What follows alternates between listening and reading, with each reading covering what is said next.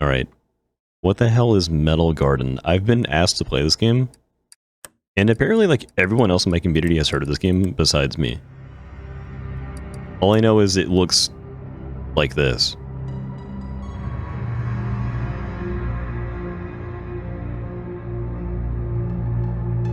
Oh, frame limit 1000.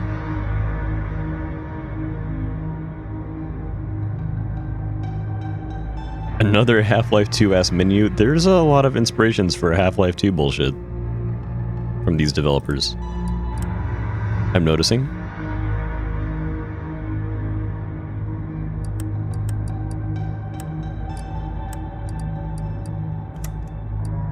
The hell? Item randomizer. Developer commentary mode. Yeah, we'll use that to begin with. Holy god.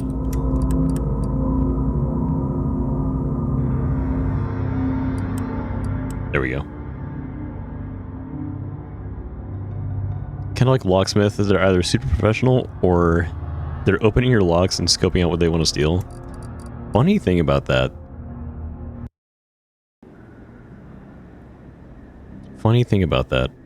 Let me move you guys back up here. I think you're good in your little spot up there. Yeah. Entombed in a vast megastructure, countless civilizations live through their long ages. Though they have attempted every method, the walls and ceilings of the structure remain unbreached. The path outside has never been found. And in these structures' overgrown far reaches, many nomads wander, living off the remnants of battles fought among the many warring states and corporations. Oh, this game, they say. Everyone's heard of this game. Metal Garden. Ooh, it's a little Siggy.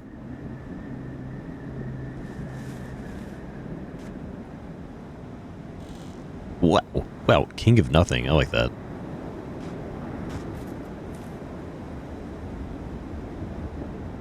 Alright, it's a little high. Nice.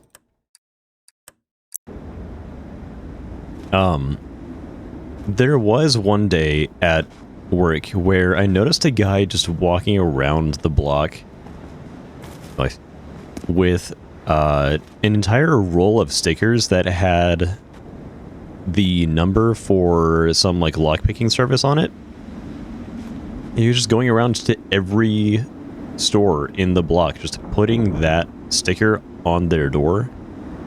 Like, oh, if you want a lockpicking service, call this number. Just some random guy. Didn't talk to anyone. Zero communication at all. He was just like, yeah, I'll just put my name out there. If you want me to break into your building, just give me a call. A beacon to let other nomads know there's a mech to rummage for scraps. One's trash is another's gold. Examine. Smoking engine of your old mech. Aftermarket cannon. It's beyond repair. Rip.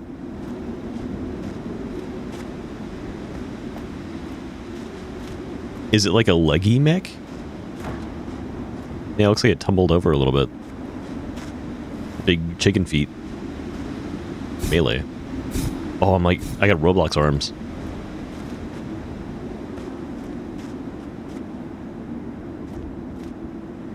Okay, so I've just been sitting here, like, soaking in the atmosphere of my broken down mech. Smoking. Open armory. He stole ammo. Thrust boot. I can 2x spacebar. Sit there low-key aura farming. With my long-ass cigarette.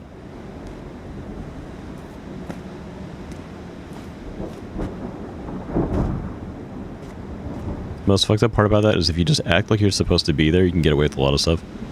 It's kind of true. I feel like you can get away with a lot of stuff if you just, like, aura farm. I'm like, yeah, I'm supposed to be doing this, don't worry about it. A lot of people will just be non-confrontational and just assume that you know what you're doing.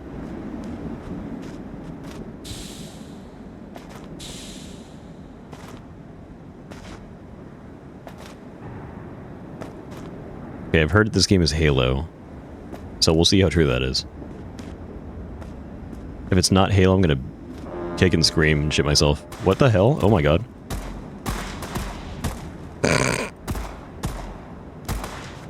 Oh my god. Hold on, we can turn it up a little bit. This is a little quiet. There we go. Just the menu music was super loud. I love how they just flop. Why are you like a scallywag? That's how a lot of bike thieves work.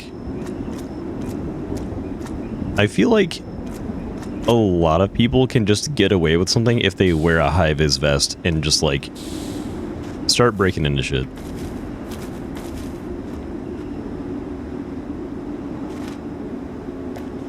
I have personally seen a lot of people who wear a high-vis vest to commit crime. It's pretty effective.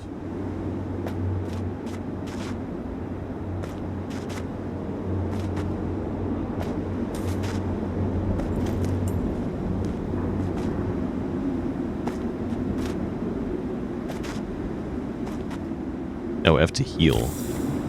Cool. I guess I have like a little medkit thingy. Whoa.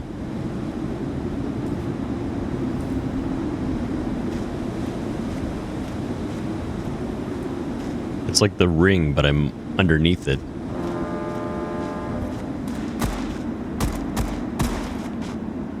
Oh, to your damn horn. Ow. Stimmy check.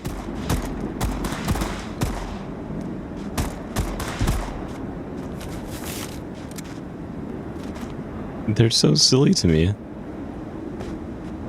They just kind of like waddle around and then float when they die.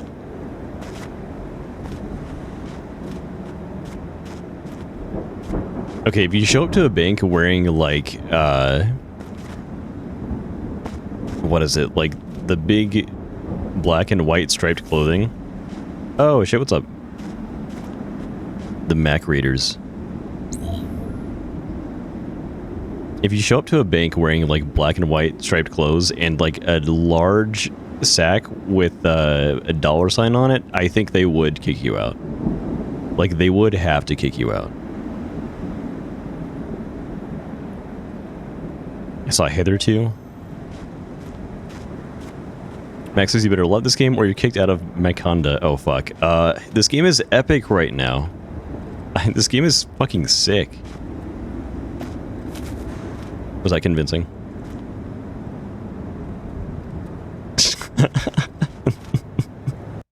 What the fuck? Replenish me. Almost had me.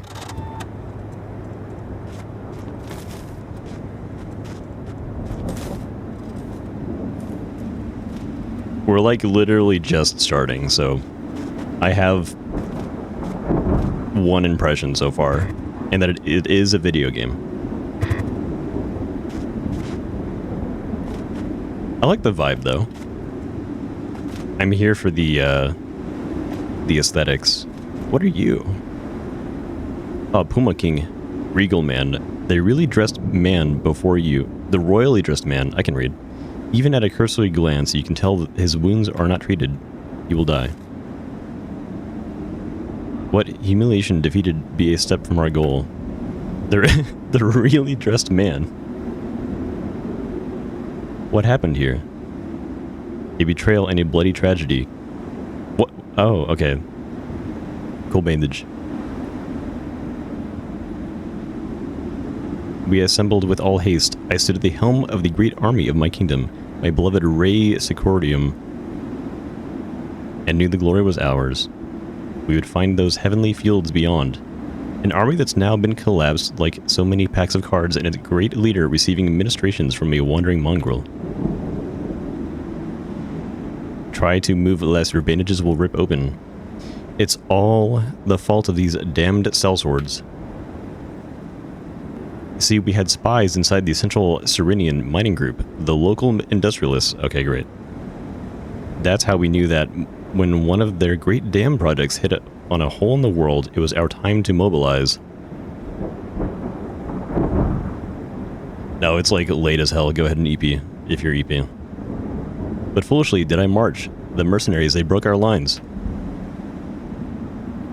And my men, my own men who were taken prisoner, they turned their swords on me, screaming of my own treachery, the impunity, the gall. The fallen king continues to lose himself in his laments, his words fast becoming less and less comprehensible. It is then that you notice the key by his body, its design plain compared to the approved royal. I take it. I'll let you aura farm a little bit while you die.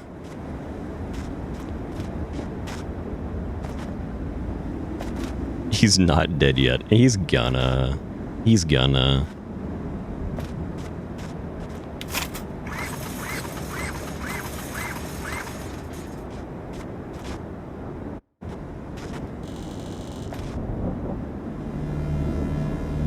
The neighborhood just got more interesting.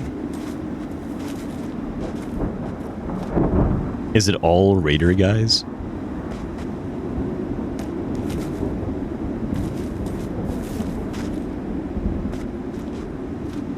How good's shotgun? We're gonna find out. Okay. There we go.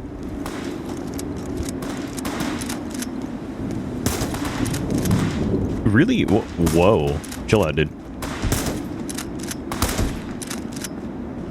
Interesting shooting mechanics. I like how it's just shooting like kind of like a flechette round or something.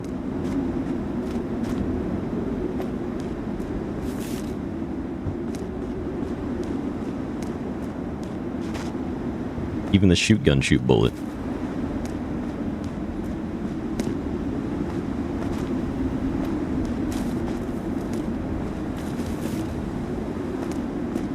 Yeah, I was a little thrown off by the king just recounting his entire life story at me as he's dying.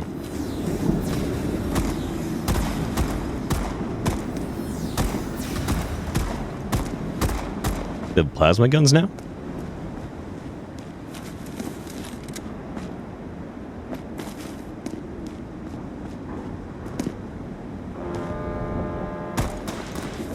When is this map getting uploaded to volume? Actually, that'd be kind of sick.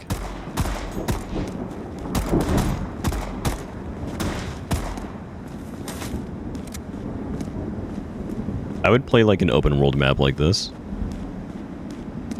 I think it's getting workshop support pretty soon. Or that's the plan, I heard. I'm fighting like pirates, I guess? It's cool. Oh, it does have it. That's how much I pay attention.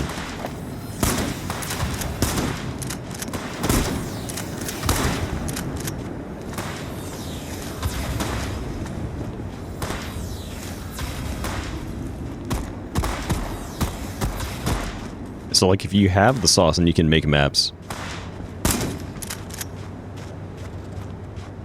you can do that now. Replenish me. Thank you. I do like the shotgun. It's like a long rifle. I have neither. I believe in Eugene. You could have the sauce. Opens elsewhere. Fuck you. But you open up here.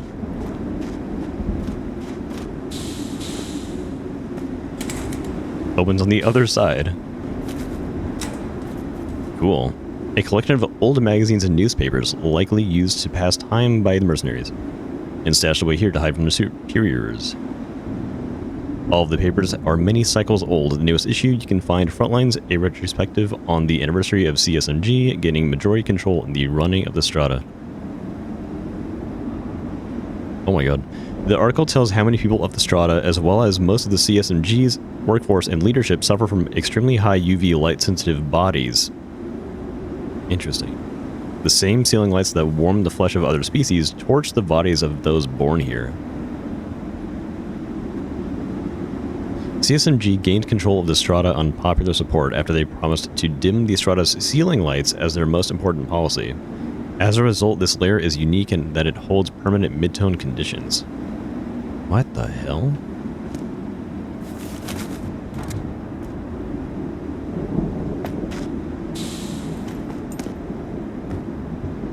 Win the popular vote by, I guess, turning off the damn sun.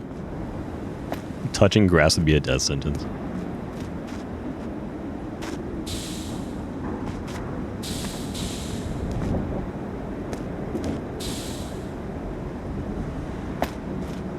Okay, I guess I have to go inside somewhere else.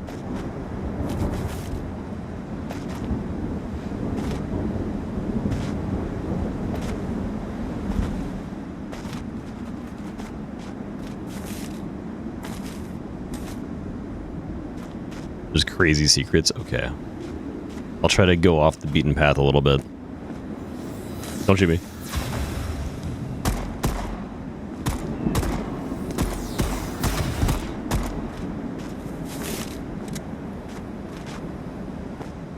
Oh, was the window open?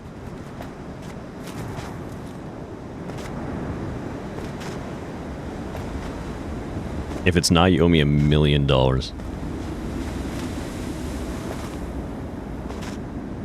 You'll be in debt forever. Oh, I see.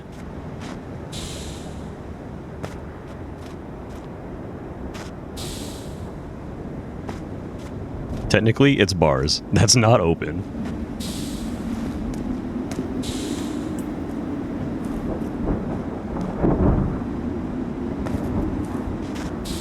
That's, the opposite of open, I think.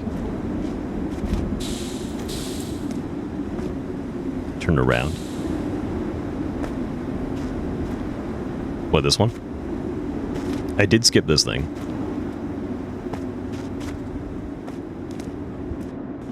What are you? Are you, like, chill?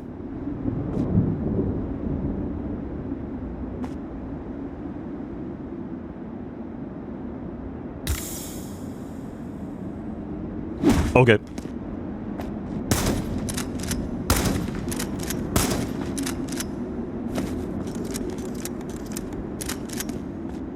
He was very unobservant.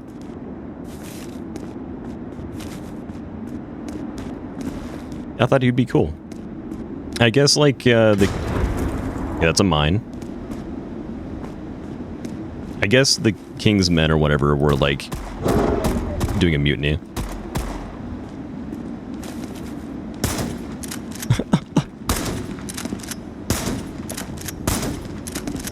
Can you guys, like, all line up single file for me to shoot you in the head?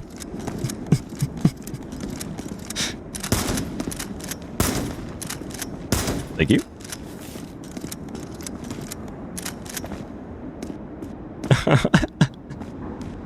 I thought this would be like a device I could mess with. What's up, Lightning Blaze? 420. Holy shit, dude. You can mess with it, alright. You can fucking explode and die.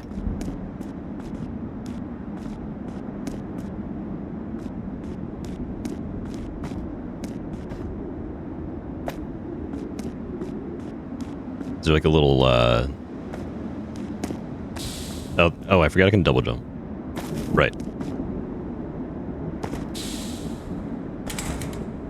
Opens on the other side. Okay.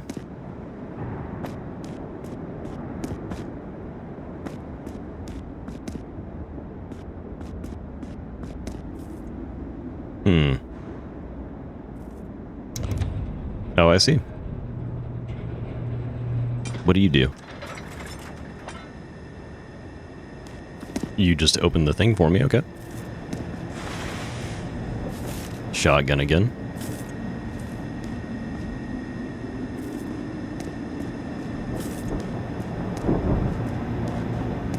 Does it do anything else?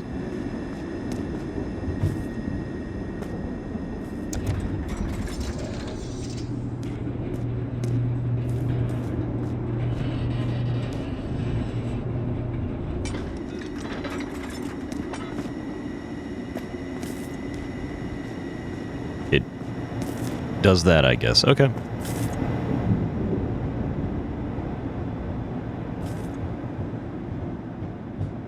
Oh my god.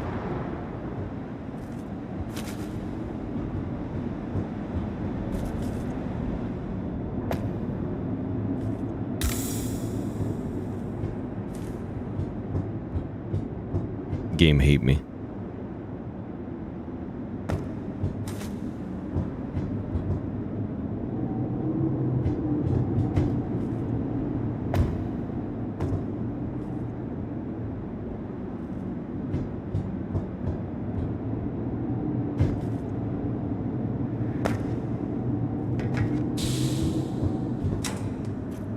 Ooh.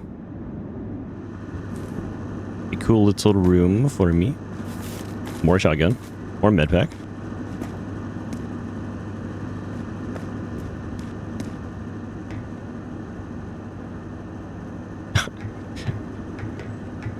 I love these little lion soldier guys. Oh my god. You can jump? That's not allowed.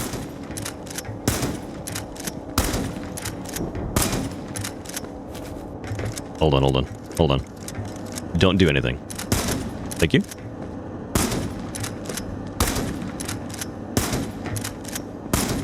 Thank you.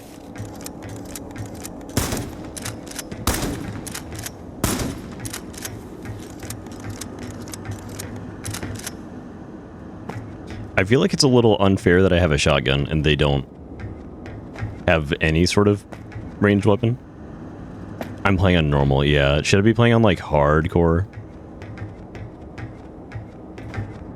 Like, is normal, like, really easy?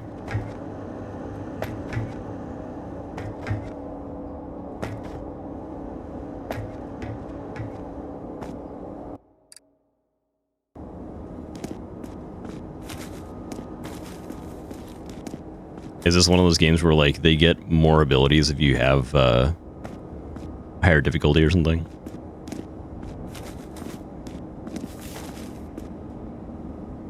Game has a limb system that doesn't really proc on normal. Oh. So hard might be, like, more intended. Or the intended route for this game. Gotcha.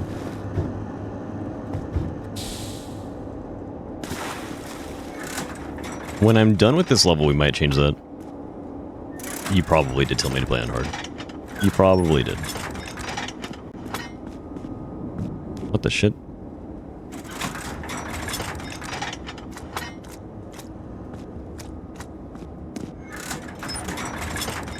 It's a lever type game.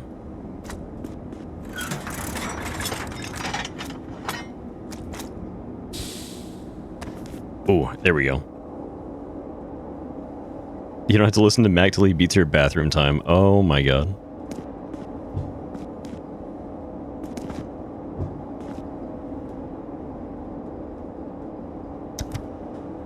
Yeah, go for it right now. What's funny about bathroom is, like, I was stuck on that level trying to beat gold for, like, at least an hour, and then I woke up this morning and was like, I'm gonna fucking get gold in that. And then just, like, did it. It's so tilting. It was fucked until I, like, locked in and figured it out. I was trying to figure out what the hell Fox was doing because it does not make sense. But then it clicks for you. What am I doing here? Do I... Can't do that. Thank God I don't take fall damage. I guess I go up to you, and then I, don't know.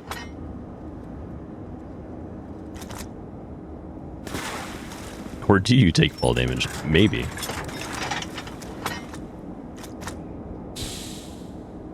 Maybe I take, like, a little tickle of fall damage. Oh, okay, move right. Move left. What am I moving? Oh, I'm moving you! Okay.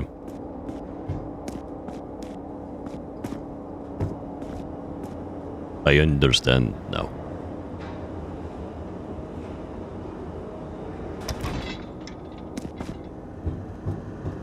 What's this?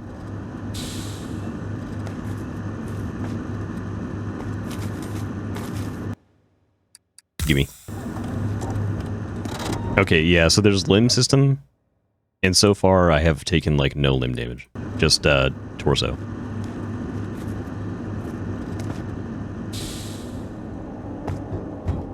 Do I need to, like, move you here for a second, and then, like, go crazy on it? Okay, there we go.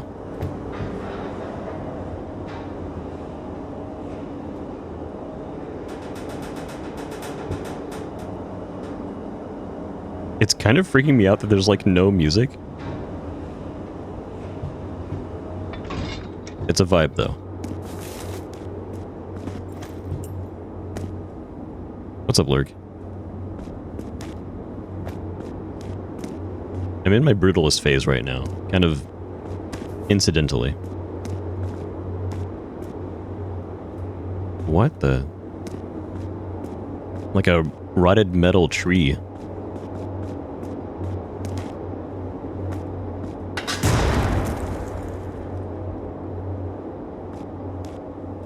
It's fine.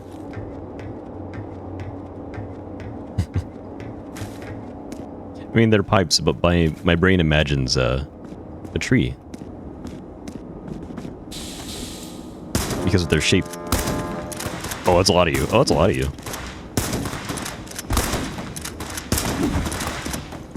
Don't swing that at me. Oh my god, that's actually damaged. One day, I will look for the mines and remember that they exist. Probably not today. Ow. Oh! How do I melee?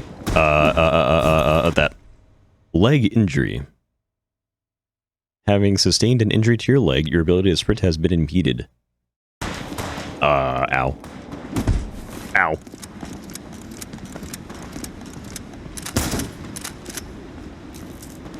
Oh my god. Cool.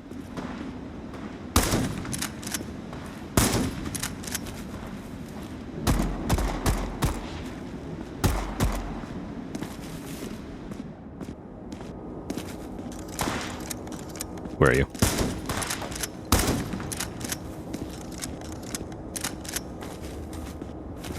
Everything is so mellow in this game.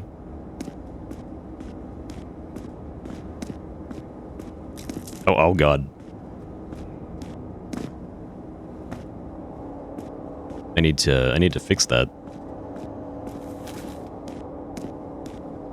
It's weirdly quiet. It's like I'll run into an ambush of like 20 dudes and like 5 catmen, and then I hear them just like gently shooting at me. Then my legs break because I got shot a lot. And then I'm like, I'm kind of stoic about it. Like, oh. It'll hurt to run on my legs. I better not complain about it. At least the dev didn't use AI-generated music. Fucking true. We need some, like, dinky AI tunes with, like, really awful balancing.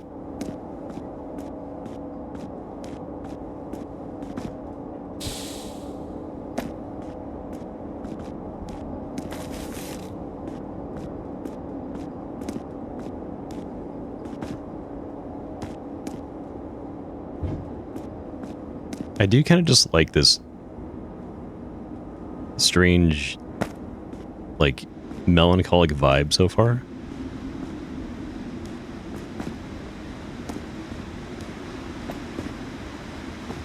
We need Sea Shanty 2 on a loop.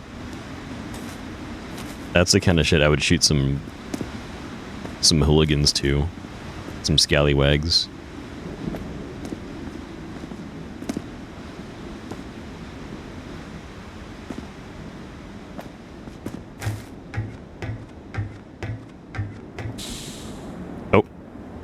Oh, that didn't work. I thought I could jump up the ladder.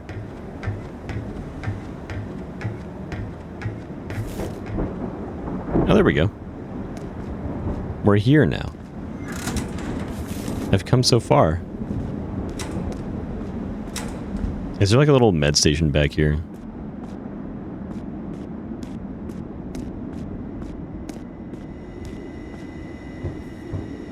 Was there one back behind this thingy? Ow, my leg. Eh.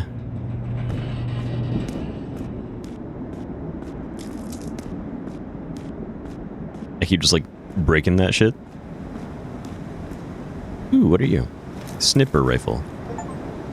Yeah, I think there was one outside as well. Here we go. Leg status bad. We'll make it okay. Make a new bone. Let's not do that. I don't think I could do that.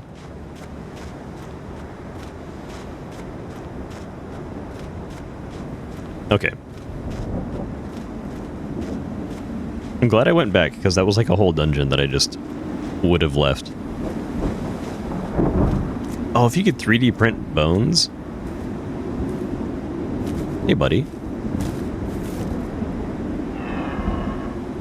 Yeah. Oh, no.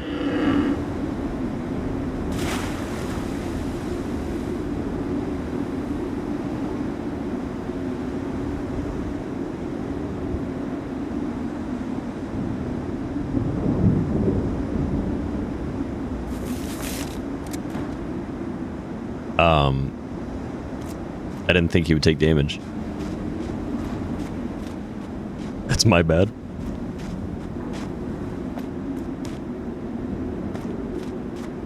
He just fucking left. Yo, get out of here. Ow.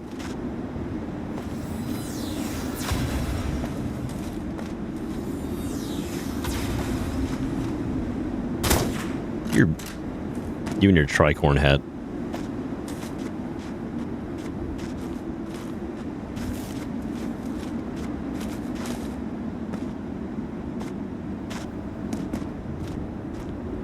Little corn hat.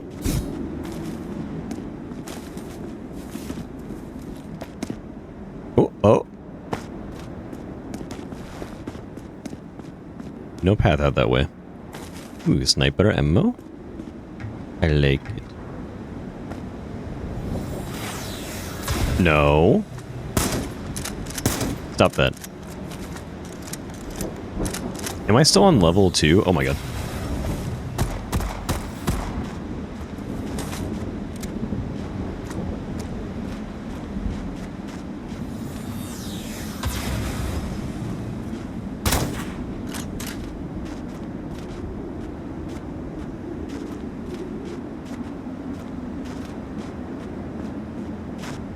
That was just a bonus area. Okay, cool. It has just like little side dungeons I can go fuck off in.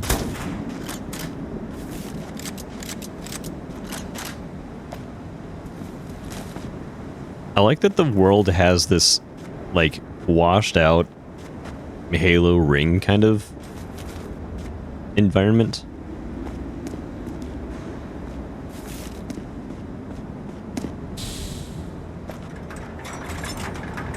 Has ring type vibe. Oh, this is where my friend was. I could have like jumped on top of him. Now we swim forever.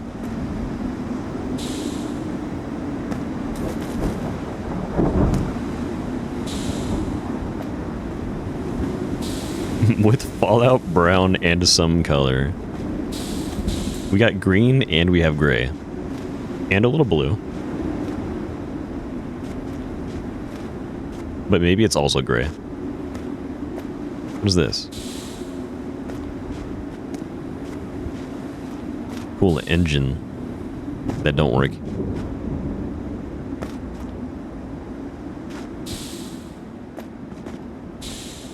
I love concrete. That's the kind of vibe we're here for, dude.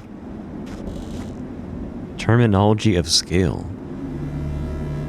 Okay, let's go to level select. Maybe menu first.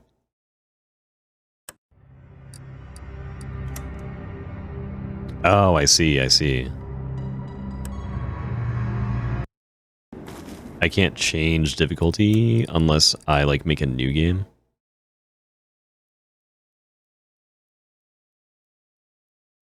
Xbox gamepad. I guess that makes sense.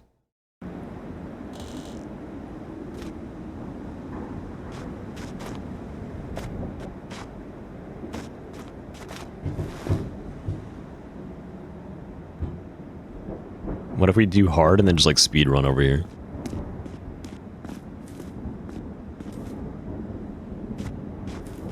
That's chill. Whoops. Diary of Arissa Reed, Junior CSMG Drill Specialist, entry for Cycle 12 of Twist 713. It's common knowledge in the field that CSMG build their vast architectural projects over the stratiform ruins of the old states and kingdoms. This isn't the first drill site like this I've been to, and yet I was still unprepared for the real thing. Me and the other crew keep uncovering plates and markings, mentions of cities and countries we no longer have record of. And I have to wonder, deeper down below, who knows what else they've found? Ooh. Are they creepy scary?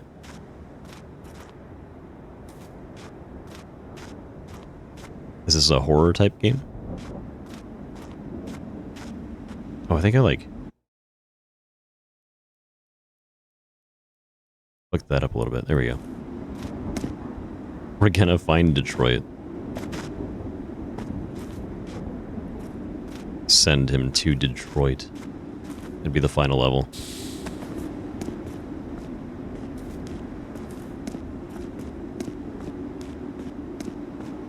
Why there nobody here?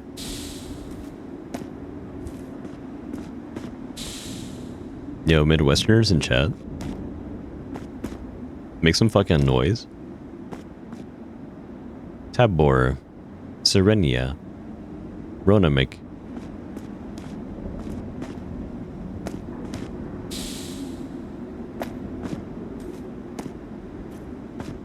I see your little tricorn up there. Oh, hello.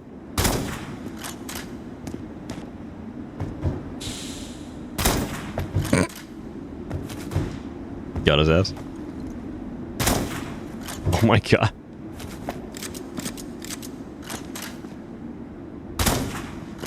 You tanky?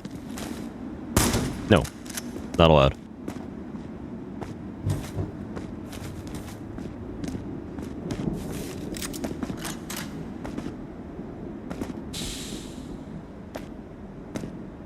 Wait, how do I get up there? No. Do a little flip for me.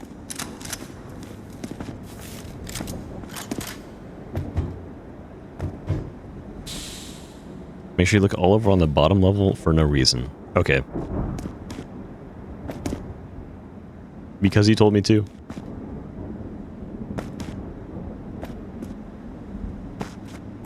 Inspect every blade of grass. Alright. We're doing that. Oh, hello.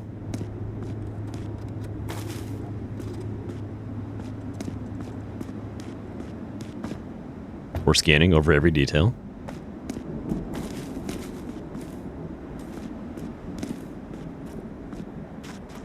Is this door locked? I'm gonna assume you're locked.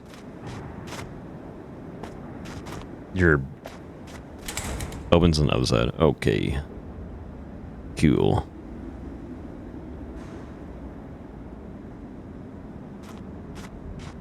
Could I mow the lawn? I don't have the tools for that.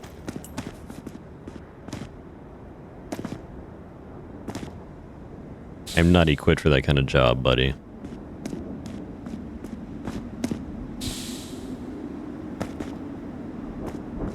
You got hands and teeth? Now that would be a fucked up lawn mowing.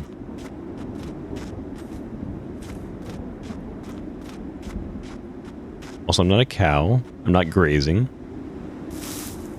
Ooh, foliage. Just use one of their swords. It's like a giant-ass cleaver. What is this shit? Ooh. to? Oh, city beneath the ruin. Or ruin beneath, etc.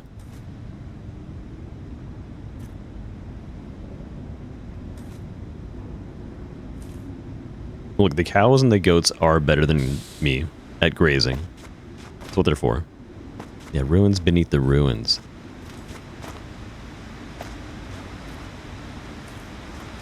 You're all just chilling. I love how they're not aggro until... Okay. Oh my god.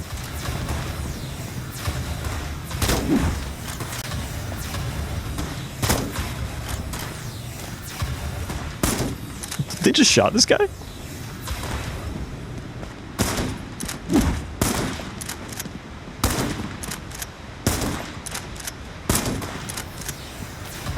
Just watch them shoot the cheetah dude right in front of me.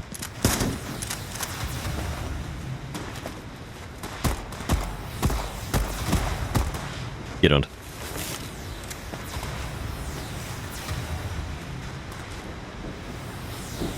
We will beat most in grazing. The humble cow.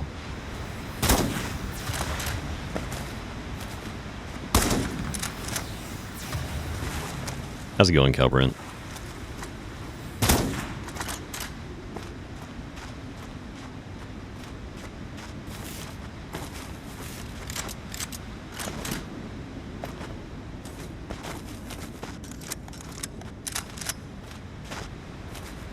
The gunfights are actually so chill. It's hilarious to me.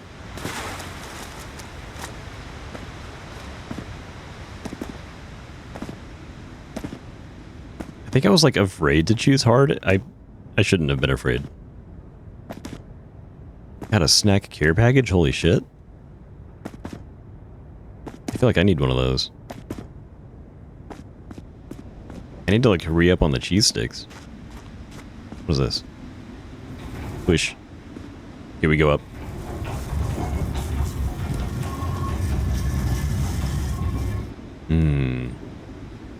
Should I check every layer?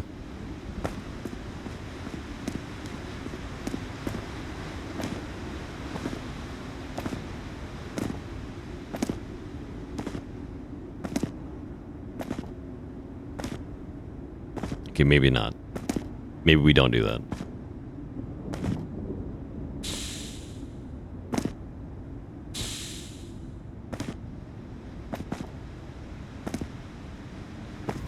Okay, we just go to the top.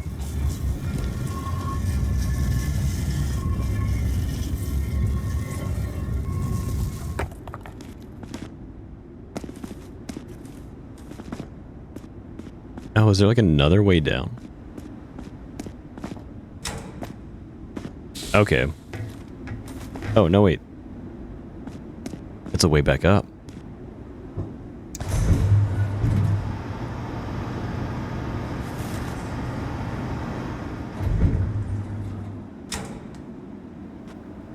Uh-huh.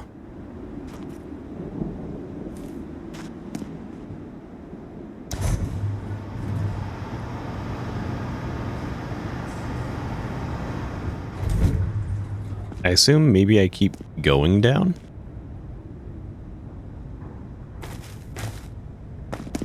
Ketchup Lays and Miss Vicky's all dressed. Ketchup Lays sounds crazy.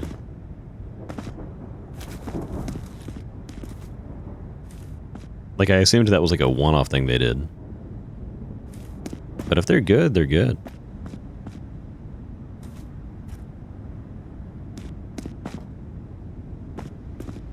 Oh, is this just another secret area? So this is not like the way to progress.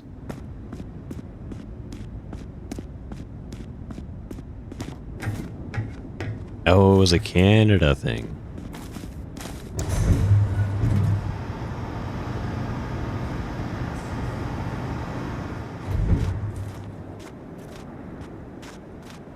So it was a special box.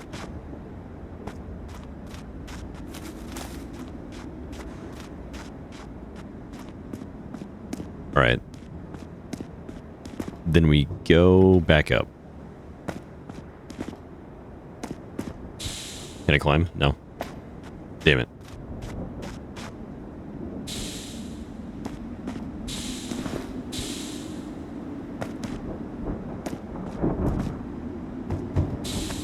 There we go.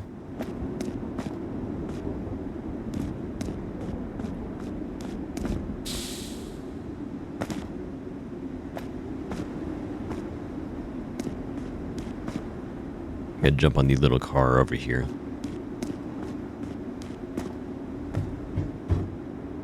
Make a little boost ramp. There we go.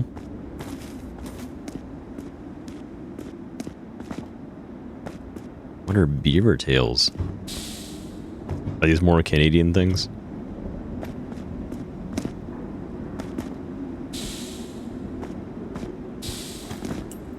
Here we go.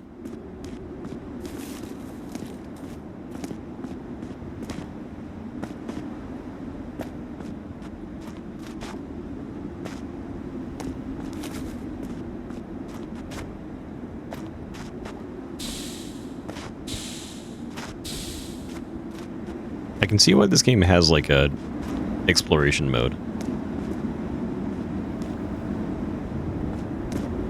It might actually be fun to go through it again if I do want to do hard mode later with like the commentary mode on.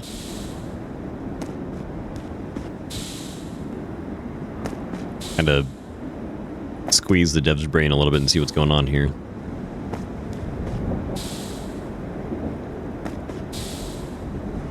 It's a flat fried donut that looks like a beaver tail. Oh.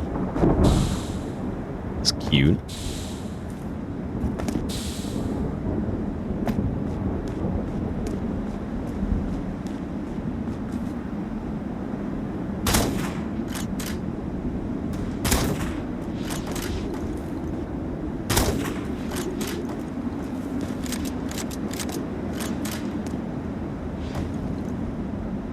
Why are you hopping around like that? That's awesome.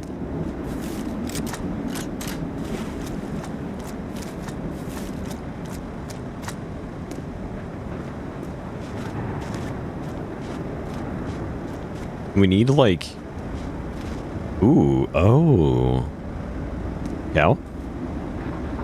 There are creatures that graze here. We found them. We found them.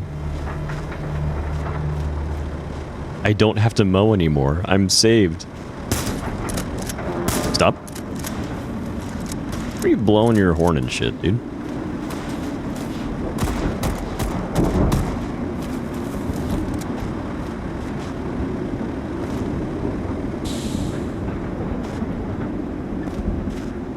Key, cool. It goes to a thing. Presumably a lock. What in the Dark Souls? It's platforming. Get me out of the hook.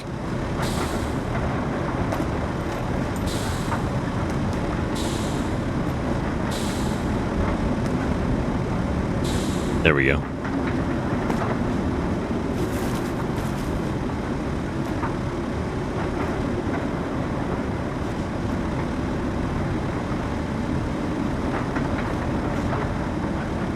It does kind of have like that Dishonored color tone to it. A little bit. How do I go over yonder? Ooh.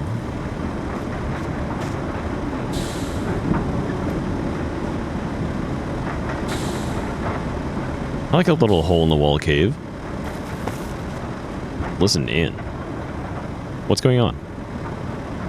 I can't make contact with the advance team. You don't think something happened to them? As if anything could happen to those tough bastards. Nah, it must be the electrical storm overhead. Keep trying.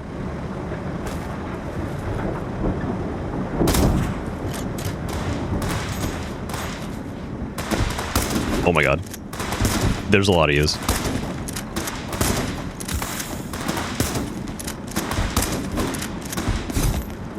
Can I like knife you? Oh god. Oh god. Hold on, trees. Those 12 grenades. True. What's my grenade button? Hold on, every button that I can press.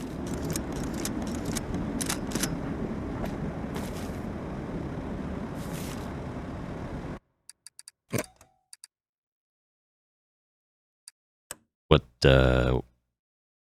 Q, of course, of course.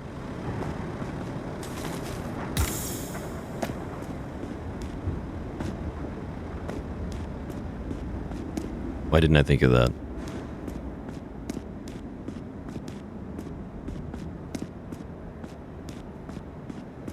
Okay, next time we see a bunch of tricorns, we go crazy with the grenades.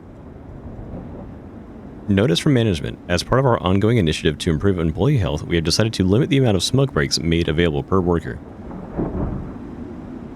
When you'd like to access the smoking area, you can now apply for a key in your shift manager's office. Just jump up through the elevator. Damn it.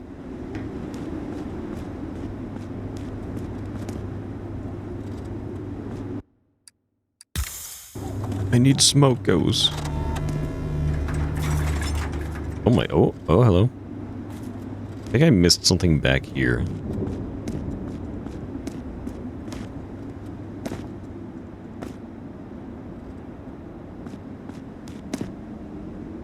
Let's try this. Oh god. Lost my run. Oh my god, you fucking came from nowhere, dude.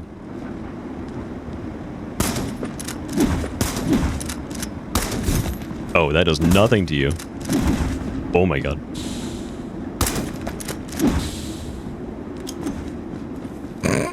That didn't do anything.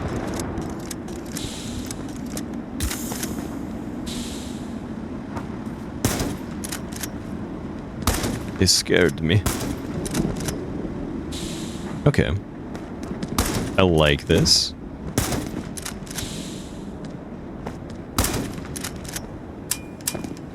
Hold on.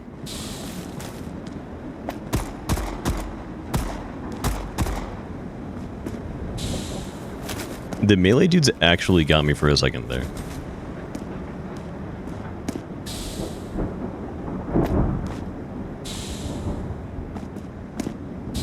They have to be in an arena that is working to their advantage, where they can just, like, ambush me with sheer numbers. And then, like, make it kind of hard to actually, like, shoot them without getting them in my face.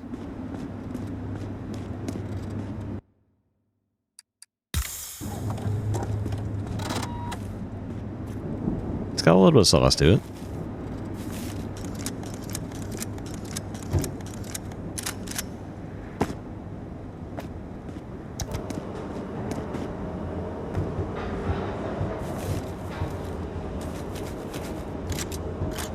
Yep. Oh, this shit's rusty. Oh, I see. Okay, maybe I don't jump off there. It scared me.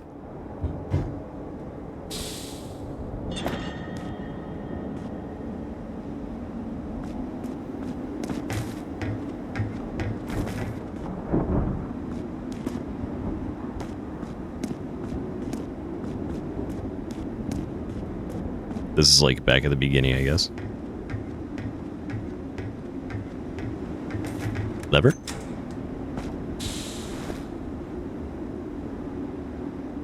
Well, I like that clean brake right there. Ah, another battery-powered garbage.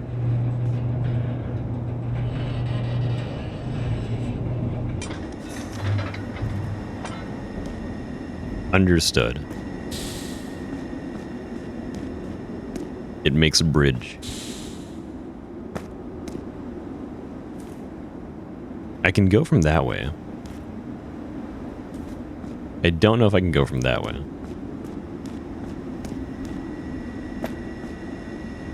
Let's put you back here.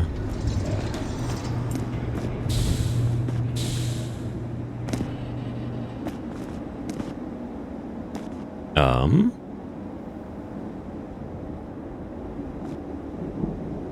We go back down. Okay. Let's find out if I have fall damage. Okay.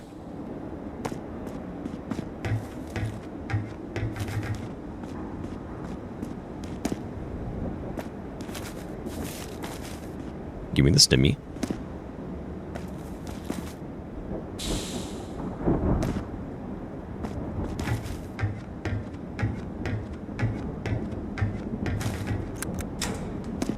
Second lever. This needs a freestyle BMX.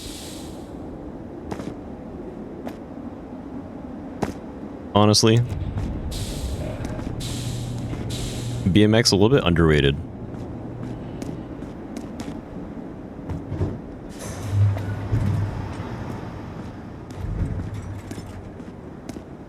Waiting for you to do a land on a bar, pipe, and snap.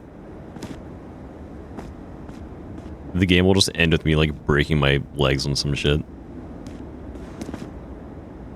This would make for a sick Tony Hawk level. I can see it.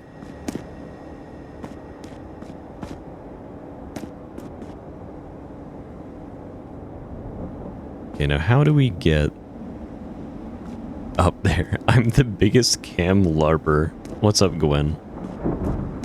No, you're like OG. It's okay.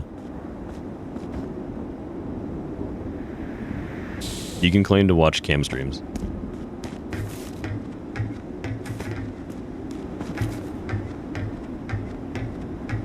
Are you like out of summer camp hell or whatever? Or are you in more hell?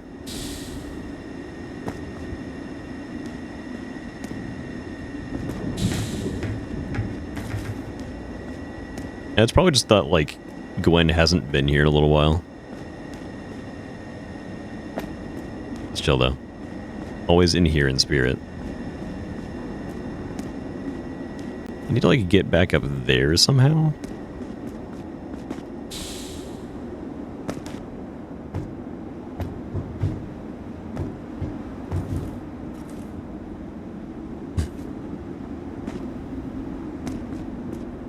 Yeah, they paid a soul price for that subscription.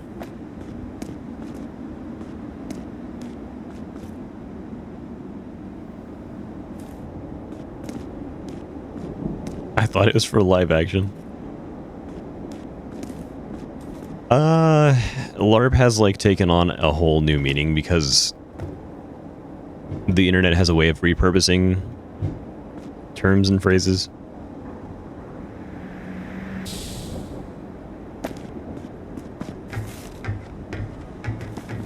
So LARP now has just become, like, whenever someone pretends to do something.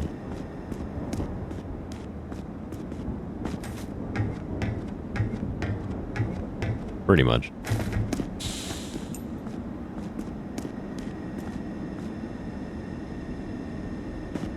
What in the hell? Do I have it going the wrong way?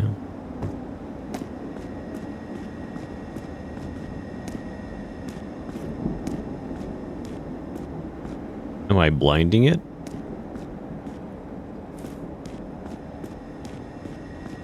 What if I... Hold on. You're a shitty ladder that I can't climb. What if I just, like, have you go the other way? Summer camp's done. Now I'm back in my graduate job and helping RAs.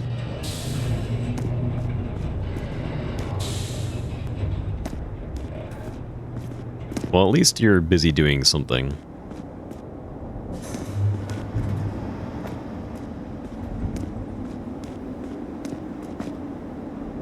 I see a possible route.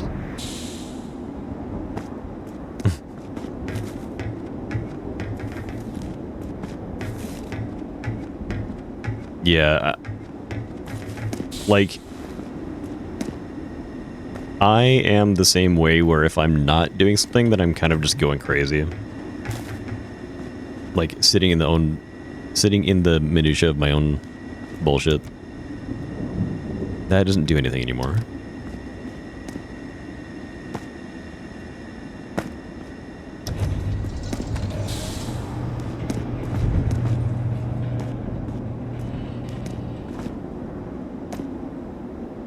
it's hard for me to do something like a creative hobby if I have free time. It's a lot easier for me to do something that feels like I'm working. Because I have the brain pattern where it's like, if I don't feel like I'm being productive, then I feel like I'm wasting my time. Which could be like, I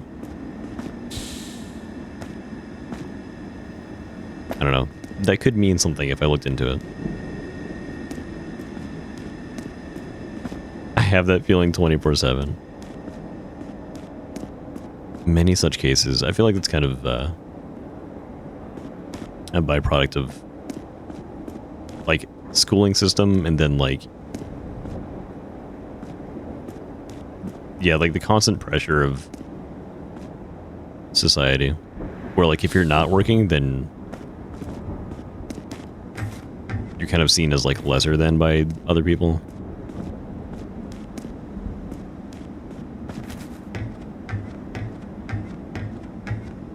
Play game, read book, watch movie, go to work. I'm such a fucking child. Now you're cool, Gene. Okay, Cal. You said you saw a possible route? Where the fuck? I'm like... How do I get back up there? Me, it's like... My time is... I wake up and then I can maybe like do a thing before I go to work. And then I'm at work for like 12 fucking hours. And then I come back and I'm like, we do this for a little while. I could ride one of them as they get raised. Oh my god. Oh my god. Oh my god. That's what you have to do.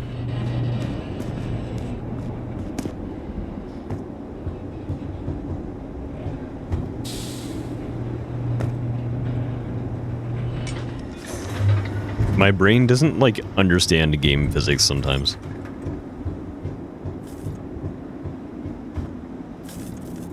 That's exactly what you have to do.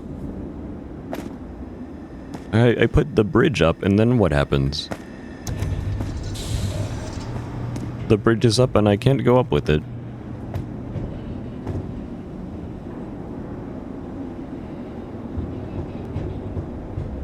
Figured that shit out.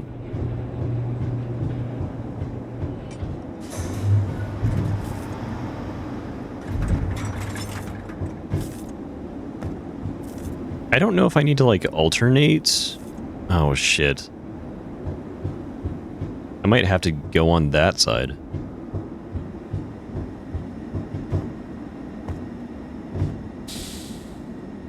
We'll figure it out. Fuck. Okay, we're good. We're chilling. We're actually okay. We got noodle dinner. Awesome. You go right ahead, Zest. What if I ride this bullshit? Like, back over here.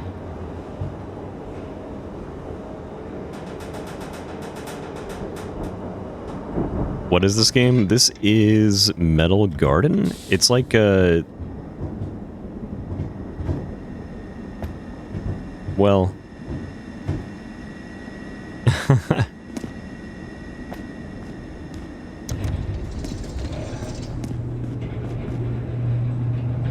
It's like an FPS game that takes after stuff like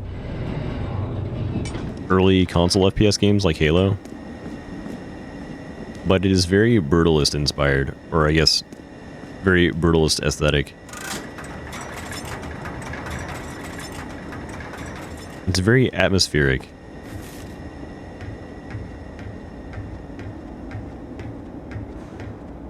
What do I do now? I got my ladder down. Did I open something?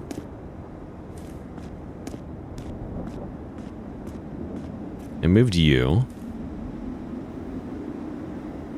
Did I extend that thing? Sounds cutesy and quaint. It's actually been like a really chill game so far.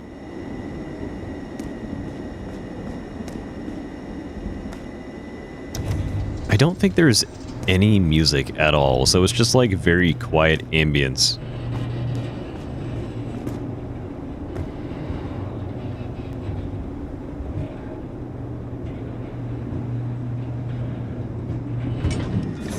And then occasionally there's like a shoot guys part. But like...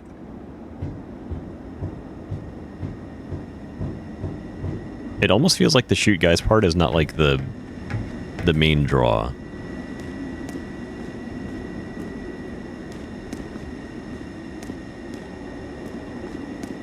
Okay, what are we doing here? I gotta get up there more? Oh. Oh. Can I jump up here? Oh, hell yeah.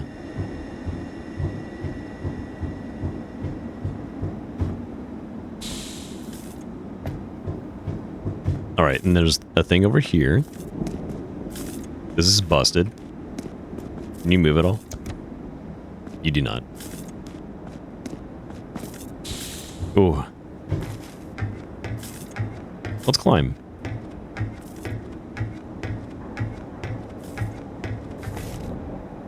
Ladder that goes fucking nowhere.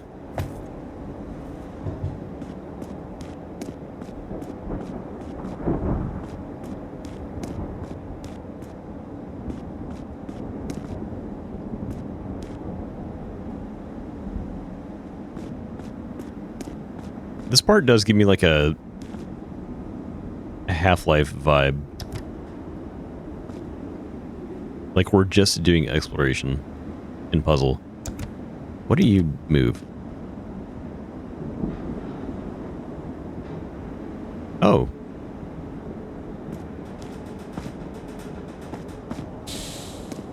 Cool, a thing is moving. Oh, okay, I don't need you, like... You're fine right there. You're perfect. You're beautiful? Okay. For a second, I was worried that I would have to, like, have that thing moving.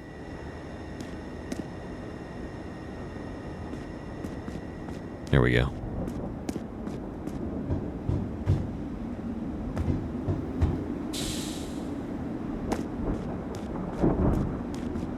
Usually intentionally turn the music on really low. You know, there's kind of like a vibe to that. Most of the time, I want to just hear whatever soundtrack accompanies the game, like, kind of blasting it. Because a lot of the time, the soundtrack will make the set piece, if it's, like, really well designed. Oh, shit. That's how I get back here. Did I do anything? I got a key. I got it. I got a key. Key goes here. Smoking area key. Hell yeah. We can smoke now.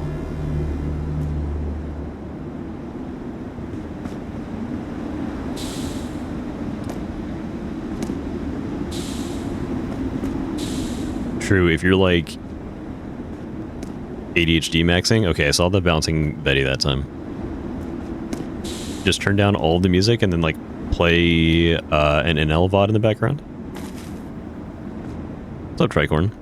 On this fallen mercenary's neck, you will find a curious cranial incision. An external brain you've seen spies use to store valuable memories. What the fucking shit? Chill with the bomb. I'm looking at the cranial incision. Jesus, man.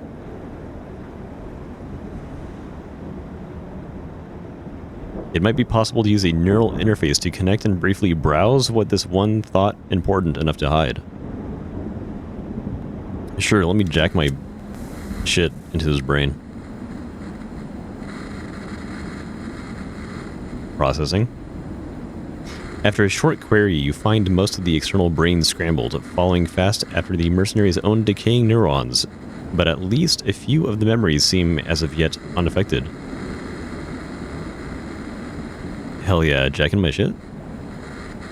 Of course, connecting to unknown implants is not without danger, even more so when their owner no longer breathes. But the memories contained on the external brain could have some important information. I'm going to tune in. They're tugging me? My brain falls like a device whose cord has been forcibly pulled.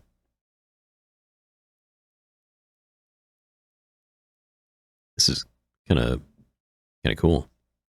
Your sense of self disappears and your own memories go hollow. Briefly, there is nothing.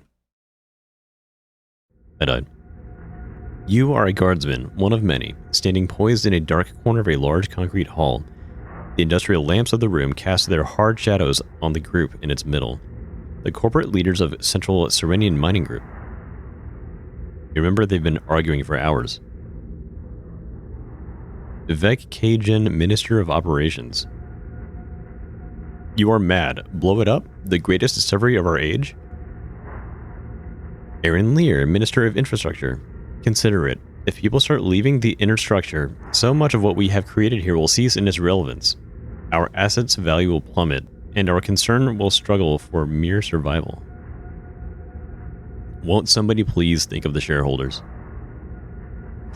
It is the sensible course to take. We have been granted this opportunity to see ahead of the pack, and we should take whatever actions are necessary to keep it that way. Could we really do that? And what of our condition? Don't be coy. We can deal with that perfectly well here. We have seen nothing. We know nothing. All that we have ascertained is one of our dams wasn't built to hold and broke under the pressure. The engineers responsible have already been dealt with. There's more arguing, more shapes moving angrily in the half-illuminated halls, but you are beginning to have a harder time differentiating between them. As your sense of self and own memories begin to return, you realize what is happening. The corruption has begun to reach this memory as well, due to the external brain's increasingly deteriorated state. Dead-detated RAM. You return to warning signs playing over your retinas. They inform you your escape has resulted in some, but thankfully minimal damage to your own nervous system. What the hell? The game killed me? Unfortunately, all other memories you can find on the external brain are even more corrupt. I stopped jacking it. Good sesh.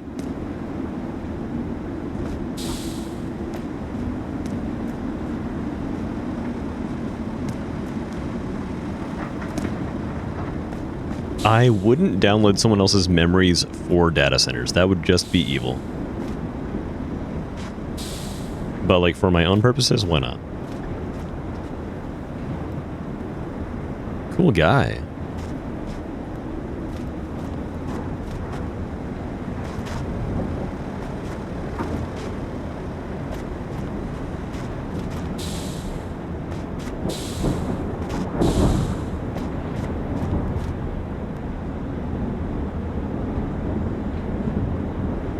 I love these windmills that are just made out of complete concrete.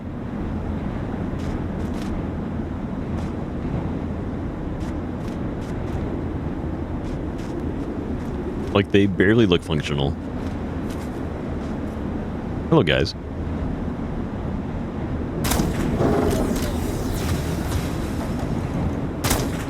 Shit.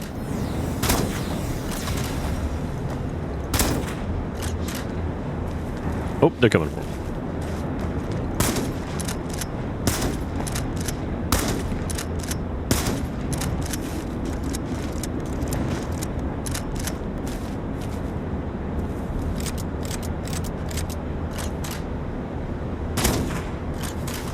You motherfucker. They generate 3 watts of power. Good enough, I guess. What's with the concrete slabs on them? Like, surely that doesn't help.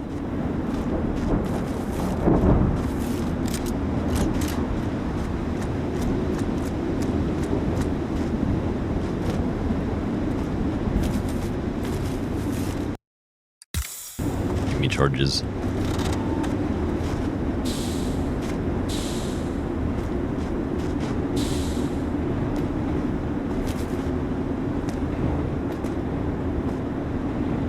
Ooh, hole in the wall.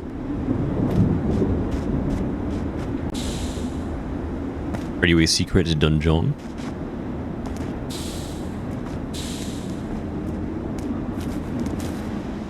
There we go.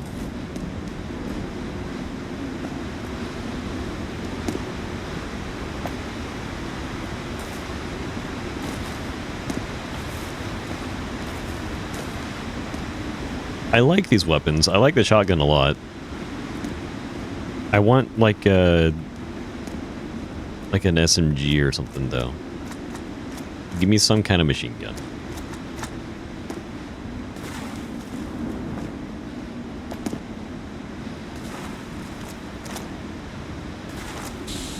I need automatic firepower. Oh my god.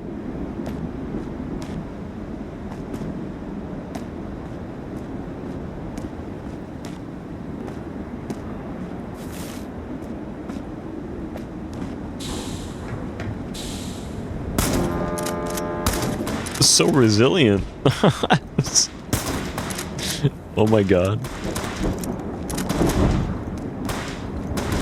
Nothing's gonna stop me from blowing this horn.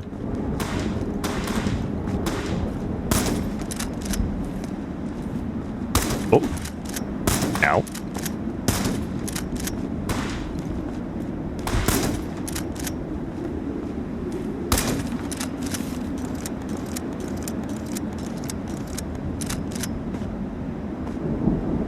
So these mercenaries are here to, like, kill the engineers or whatever that are, like, maintaining this place? Is that what's right? Are these fellows aliens? I mean, they're not, like, necessarily humans in the same way. Oh god. Like, this could be Earth or something, but, like, in the far out future where everything's fucked up.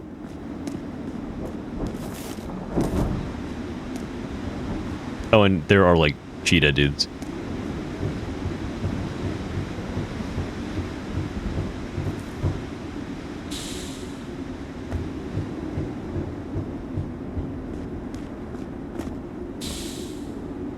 Those are most definitely alien.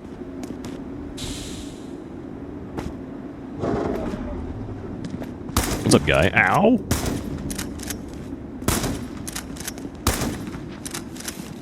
Oh my god! Holy fuck! Jesus Christ.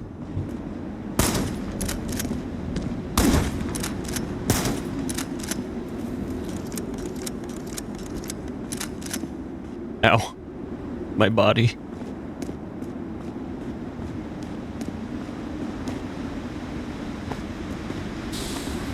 This game can create horror elements just by how quiet everything is and just, like, surprising me.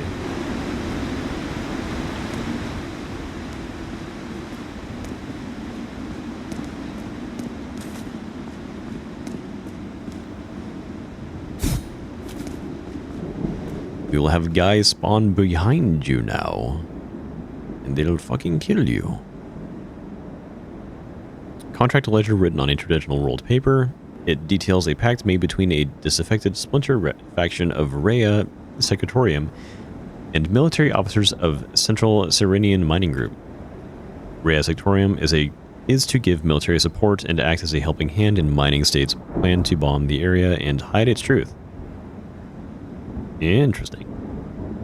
In exchange, they would be afforded provisions as well as either citizenship or safe passage back to the lower stratas. One line in particular jumps out to you. No heavenly field await us beyond the structure. And no God to fill our empty stomachs.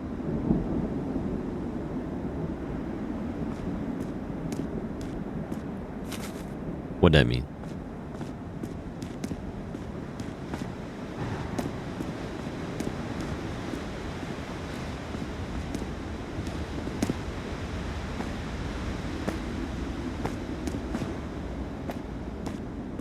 Is it like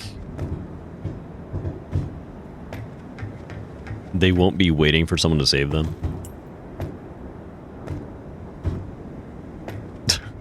Thank you, Gwen.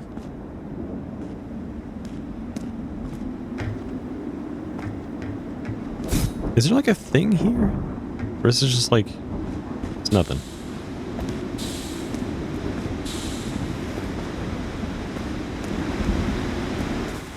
Oh my god. Oh, cool.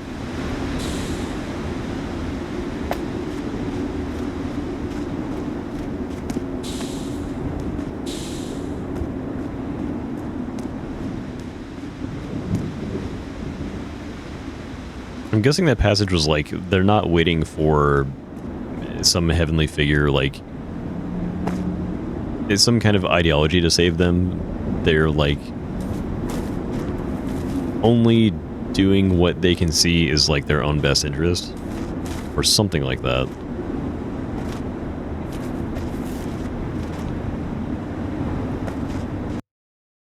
Fix my bad body, thank you.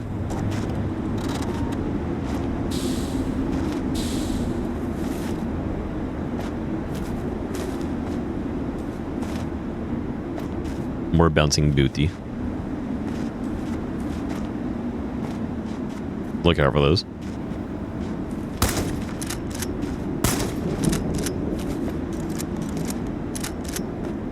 There's so many of them now. They're everywhere.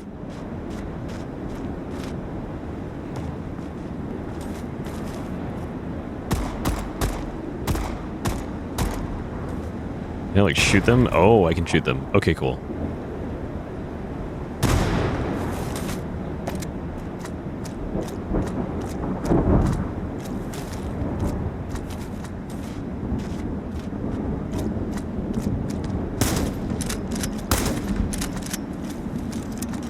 That is right there in the water.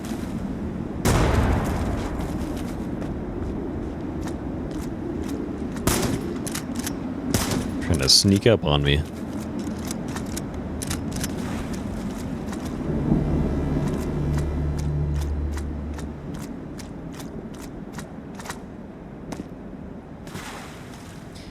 What do they need all this fuel for? We've been carrying this shit for ages.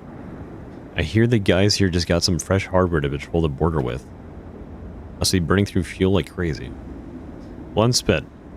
What they're gonna need to get me is what? What they're gonna need to get me is a new back once this is over. The fuck?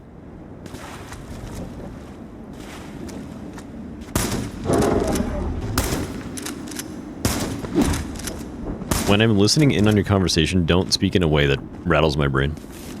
Thank you.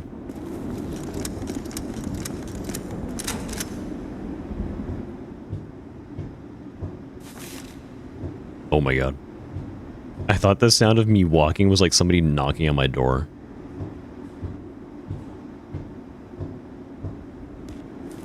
The subtle ways this game scares me.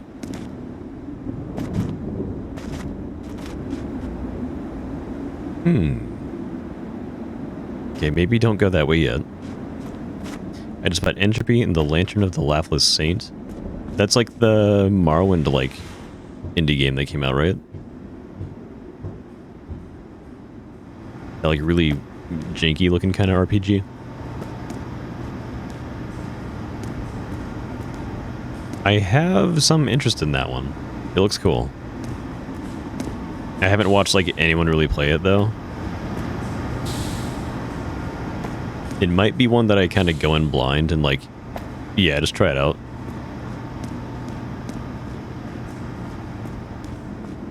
I'm down for a little jank every now and then.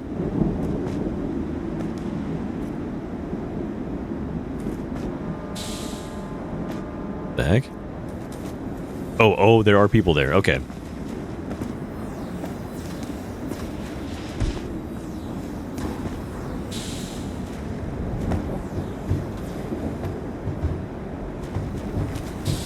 Get me out. Get me out. Get me out. That was bad.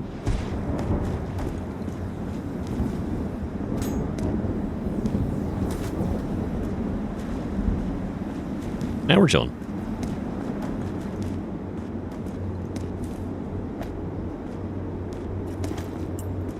Explore some more. Oh shit, I missed the ammo. What's up, buddies?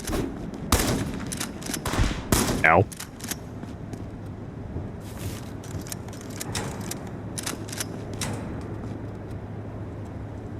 You got vaporized. This shit's gone.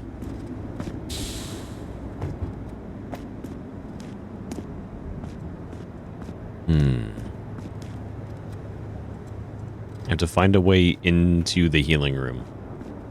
I wish my shit was gone.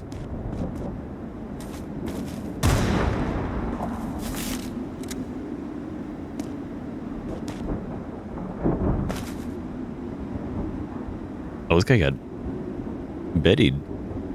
That's crazy. Wait, hold on.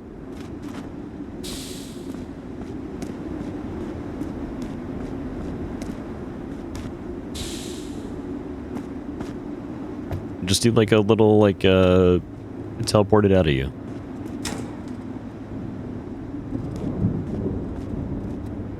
What's up, Troy? Oh, there's a hole right here. I see it. I thought I went around. Turns out we don't. Yeah, this one looks cool enough to try. Do like a quick little stream of. Especially since it's not supposed to be like super long. And it's been cool so far.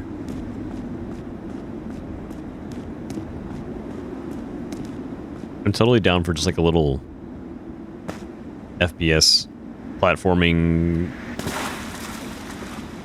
environmental puzzle kind of shit.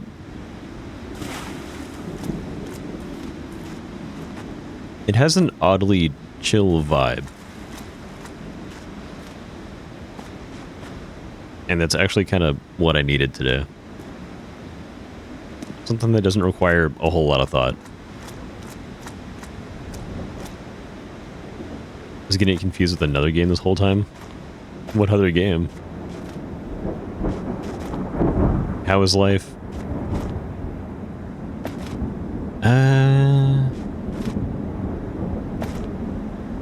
I have been stressed the fuck out for a while, mostly because I'm in, like, turbo overtime mines, because we lost, like, 2 people at work a couple of months ago, and it's taken a while to actually, like, be able to replace them.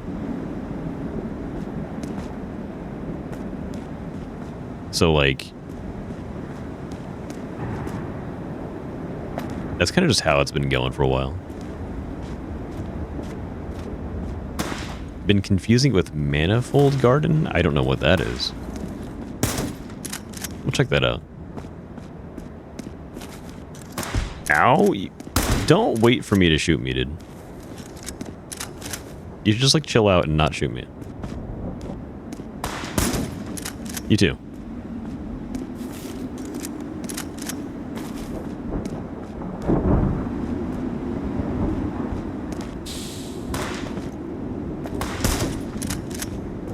The worst part about, like, the whole situation of, like, having people,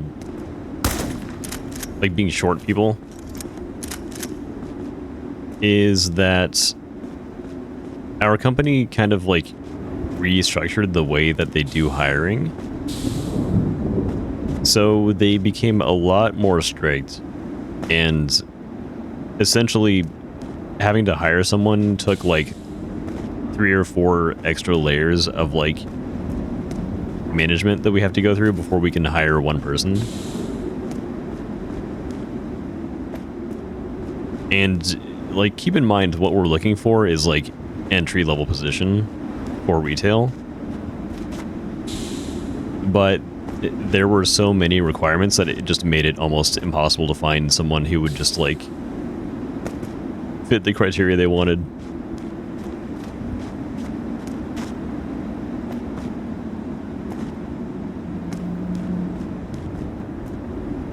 It was frustrating for the longest time. I will join your store. Here's the thing. You could try. But are you prepared? Oh, I can, like, slide? I have not even tried doing that.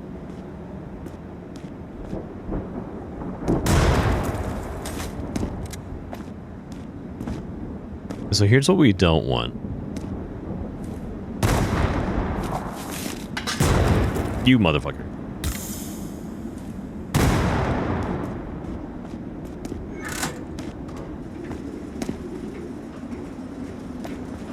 Yeah, like, it's already hard enough trying to find someone who actually wants to work retail. And then, like, there are so many extra layers of requirements that are added on top of that for, like, the criteria that they're looking for the job.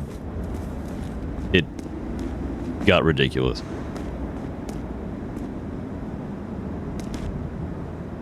It's kind of the point that we got to now where it's like we're basically looking for someone who is like overqualified but just wants like a chill job to do like occasionally.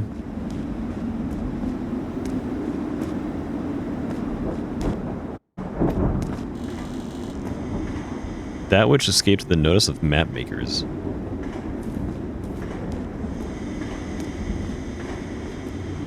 What do they mean by that?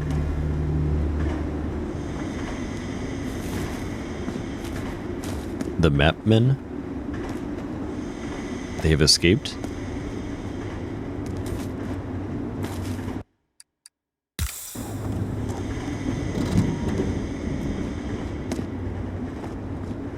My favorite job to explain on my record is the fact that I've worked for a headstone manufacturer.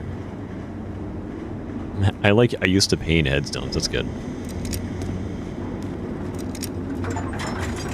Yeah, so basically we're looking for someone who's retired, but can also do like heavy physical labor if we need them to.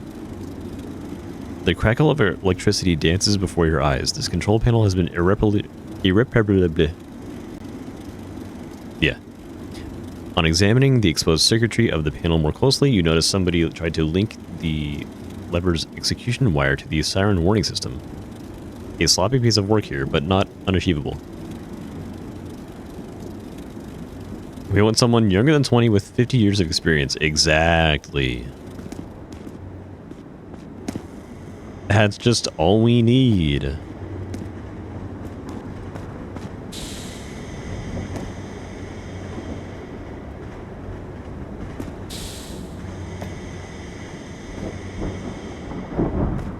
Cool, I found the way up.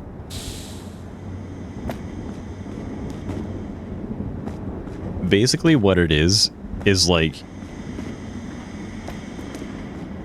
job requirements are so strict now that if you have any kind of lull in your work history and you can't explain that like properly, they won't even consider hiring you. They'll just look at it and be like, I'll find the 20-year-old who has 50 years of work experience. For retail.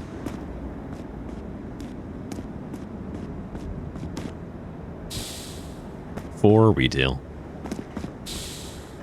I'm 25, does that count?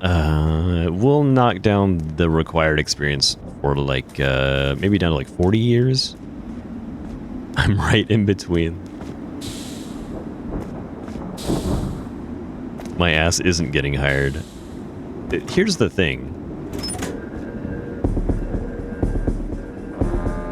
You have to basically explain what you were doing during that time that you weren't working. And it has to be like, I don't know, literally put down anything.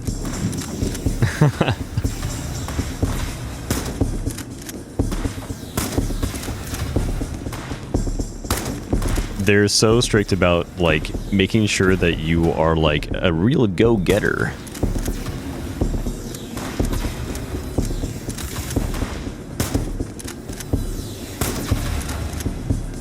in that you've never not worked a day in your life.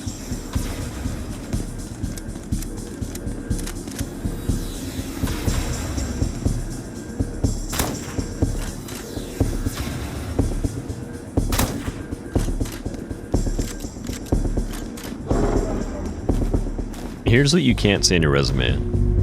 You can't say my life imploded.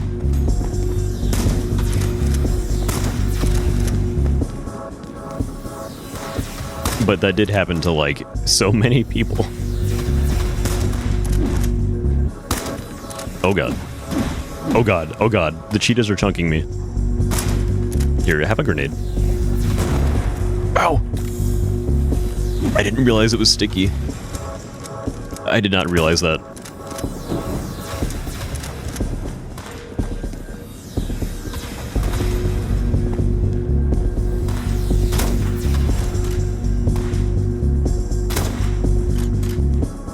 I'm also really bad at lying. Well, here's the thing.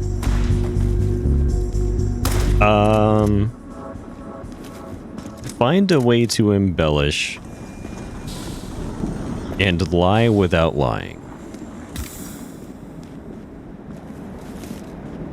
Because all you need to do is say the right things.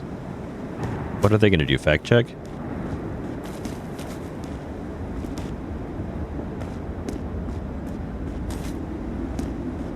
They wouldn't do that. You can say, like,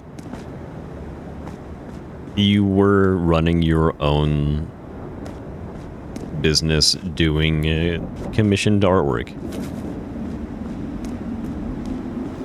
And, like, that's what you did in the time period between, like, whatever other job you had before. And so, like, as long as you have that time period on the resume, they'll be like, oh, okay, so, like, you were doing something between this time and this time.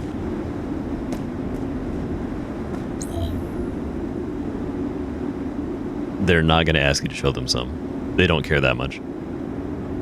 Can you show us your commissioned work? Unless you're, like, actually, like, doing or applying for a job that, like, requires you to show commissioned artwork, like, you'd be applying for, like, I don't know, some concept artist position or something like that. And, like, that would be a requirement to, like, show that work. Then no, they're not gonna really care to be like, oh, well, show me what artwork you have. Unless they're personally interested in it, which there might be someone who is. What does this thing say? The generally held belief is that there is no such thing as a completely closed structure, a completely isolated system. Everything is interlinked. This would violate the laws of thermodynamics as that we understand, not to mention create a simple energy supply problem in the case of a megastructure as massive as the one we find ourselves trapped in. Therefore, even if the megastructure's supposed outer walls have always been far too difficult to drill or bomb through, and you especially, Minister, should know the exorbitant costs that drilling even the smallest amount have incurred in the past, the hope of finding a maintenance tunnel or a ventilation shaft has at least always been present. And it is exactly one of these passages that we believe we have now found. I'm just, like, reading the logs from all of, like, the goofy-ass Half-Life scientists. And to answer your other question, Minister, off the record, of course, the UV light diffusion we have measured in the outer structure has been at a far below standard levels, where it can even be measured at all. Can't even? I am tremendously happy to report such a space would indeed solve our most major concern.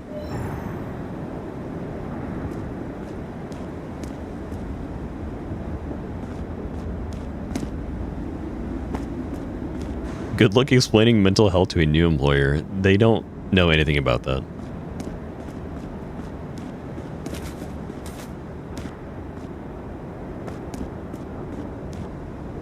What's really interesting to me is how, if you've worked at, like, a couple of different types of companies before,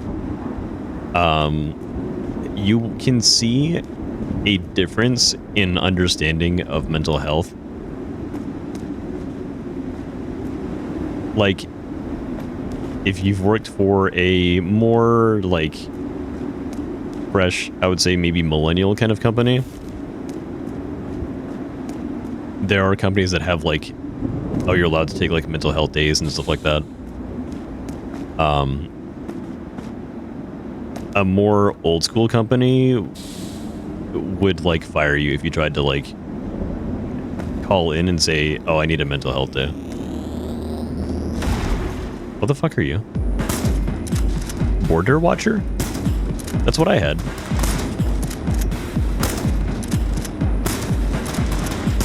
Metal Gear. Oh my god.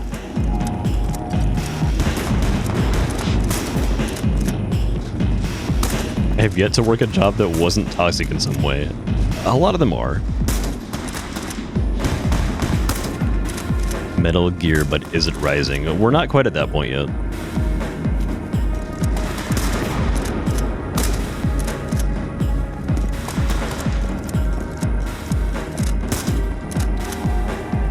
How much damage does the pistol do? Does it do enough? It does, like, nothing.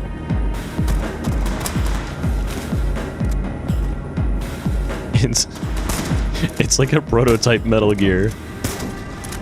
Look at him stomping around.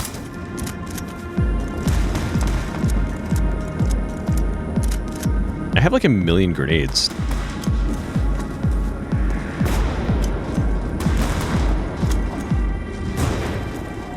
Here, get on.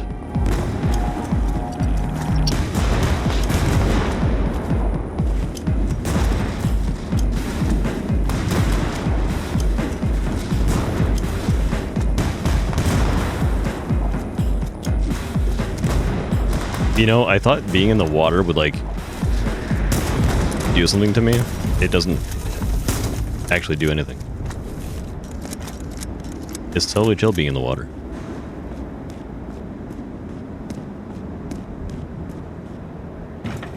Turn that shit.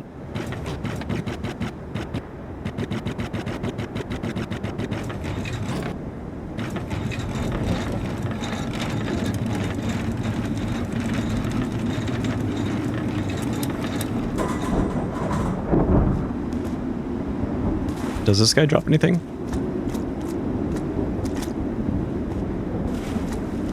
He drops dead. Oh!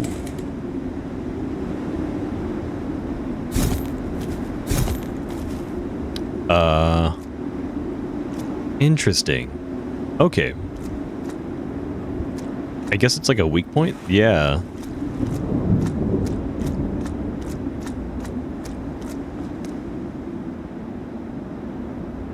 Currently unemployed because my last job decided pushing me over the edge and berating me for being unable to work with an injury was a better use of my time than just talking to me. What? You did that fight the hardest way? I'm just built different.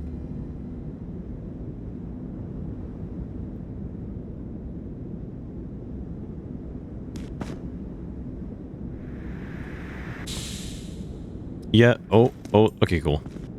Sometimes jobs will just find, like, whichever way they can to get rid of someone if they're not, like, completely capable. And they'll go through, like, whatever bullshit they can and just, like, hope that you don't try to sue them or something.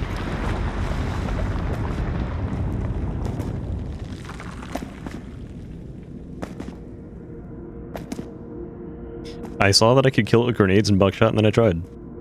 And it worked.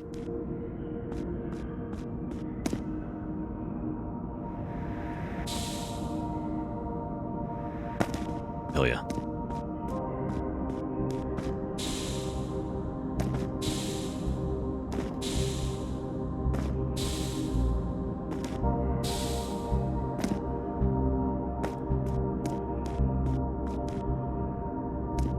What's up, Sneak?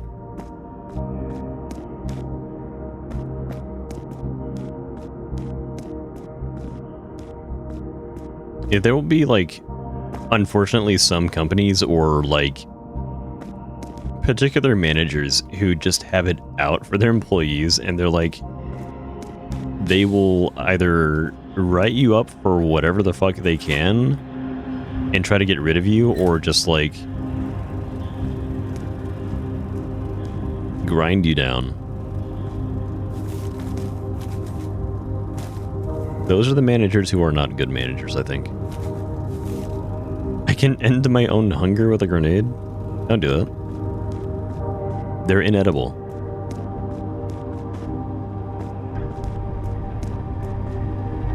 The ancient terminal whirs to life. An endless wall of code cuts across its dusty display, the pure language of machine, line by line. You begin deciphering the message. Current working hour is 273425492243. Remember that. The number of operating hours has exceeded the set statutory of the Artificial Intelligence Safety Convention. Please contact the Maintenance Committee for Machine Euthanasia and Replacement. Machine Euthanasia? That'd be a sick band name. Current working hour. Same message keeps repeating. That's 3 million years, hell yeah. Is that like how far in the future we are?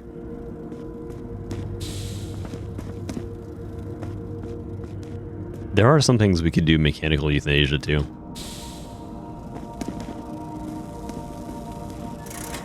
Lever? I just pull shit. I see lever and I pull it. Ooh.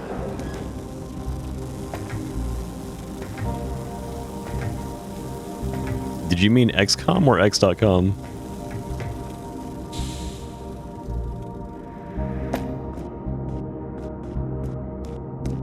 The only reason I had my last job for so long is because my boss was kind of an idiot.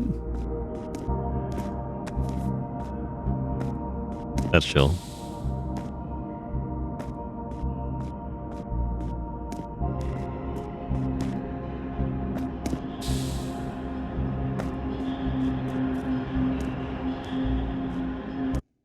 Oh, whoa. Oh. Planet surgery. Oh, I like that. Ooh. We're in the damn walls. Oh, I like this place. They did surgery on a planet.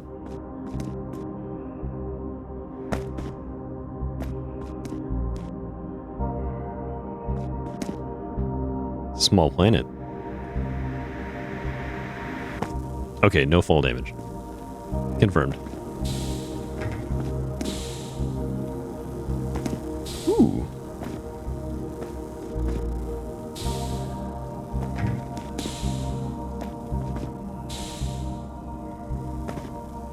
I kind of like how we've gotten to the point where, like, the game is just letting me explore bullshit now, and there isn't really combat. There's gonna be, like, a whole group of cheetahs out here. Found the grape.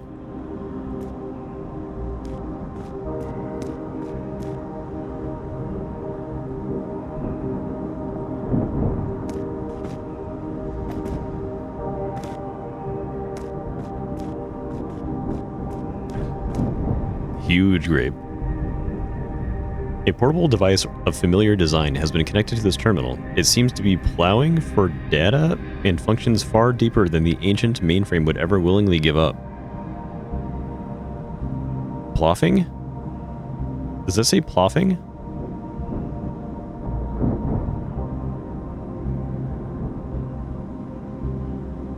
Access data records. Loading log. Megastructure designation H5 Artificentric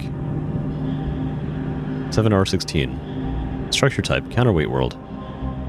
Description: a counterweight world is a type of physically smaller, although much heavier megastructure built within a far larger one. Counterweight worlds were created with the purpose of gravitationally binding orbits of planets and other celestial bodies that would find themselves in the way of the outer structure's expansion. This game's lore goes crazy.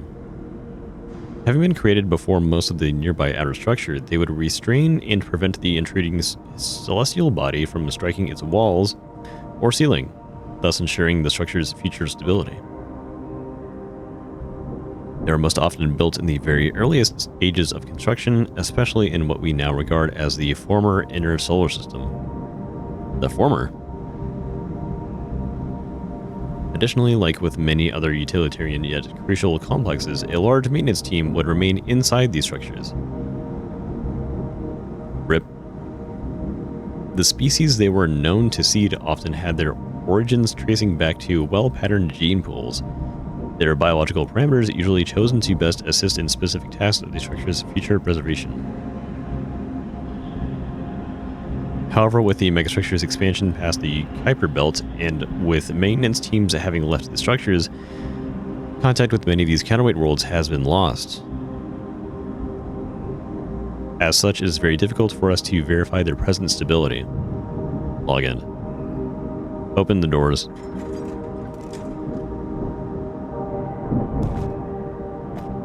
Are you telling me that there are structures that are even bigger than the solar system? Perhaps.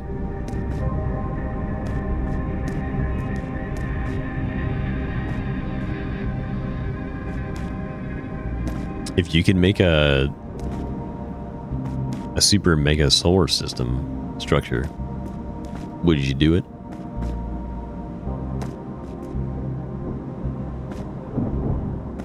Would you?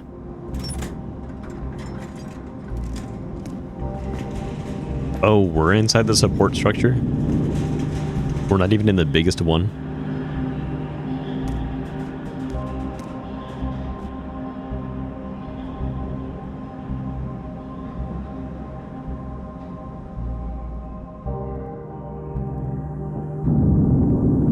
The gears that have not been used in eons grind in violent resistance against your demand for movement. Before you, millions of miles of concrete and steel stretch out, dwarfing a great crimson sphere. You watch as endless tides of hard matter unfold, one solid stacked surface after another. And as the slow descent of the elevator continues, you begin to glimpse for the first time the true vastness of your escape. Many hours later, the elevator descends to its lowest point, at last coming to a halt above raging oceans of liquid coolant. The industrial towers holding up the ceiling like mythological giants of ancient tales. Finally preparing to leave the elevator and facing an ever stranger landscape, you nonetheless find the familiar step of your nomadic wandering returning, the promise engraved in every mile traveled that the seeking itself is the answer.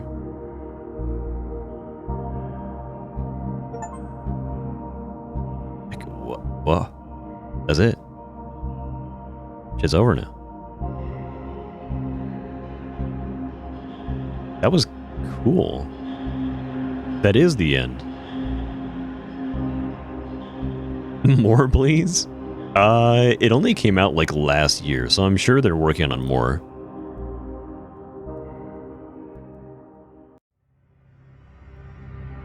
This is the kind of thing where, like, it is kind of going over my head, because I'm like, what the fuck's going on? Your character wants to escape the megastructure, but it covers the entire solar system. Where did they get all that concrete?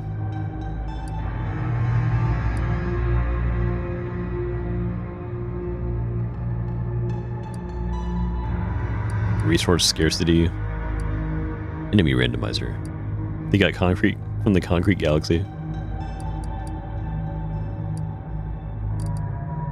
Fragile body. Any incoming damage immediately reduces your health down to 0, leaving with an injury. It's fucking crazy. 2-hour game. I'm sure there's like a couple places I might have missed. Perhaps. But yeah. Not a long game, but it was cool. Honestly, if I'm like 100% honest, the FPS portion of the game could have been left out. But that was probably just like, because I played it on normal, it felt like it was kind of just like, the part that really pulled me in was like actually exploring the world. I think if I did it on hard, it would be more engaging as far as like the combat.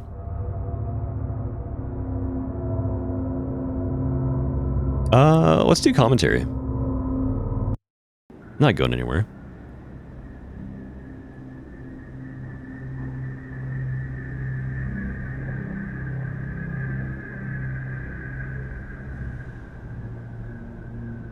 The path outside has never been found. So we found the way outside, but like then we realized we're only in like a tiny portion of a larger structure. Stop a commentary node. Hold control and press the gay button.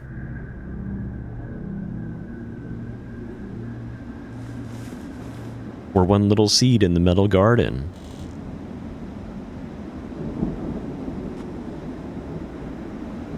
Oh, I didn't realize I could lean. Hell yeah. We can bounce on it.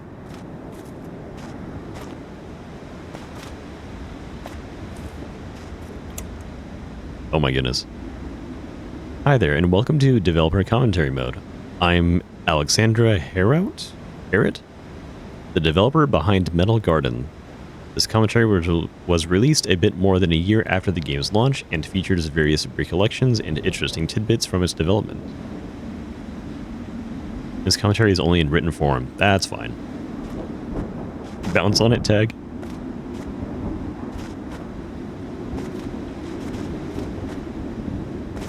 Give this game the bounce on it tag. Fuck it.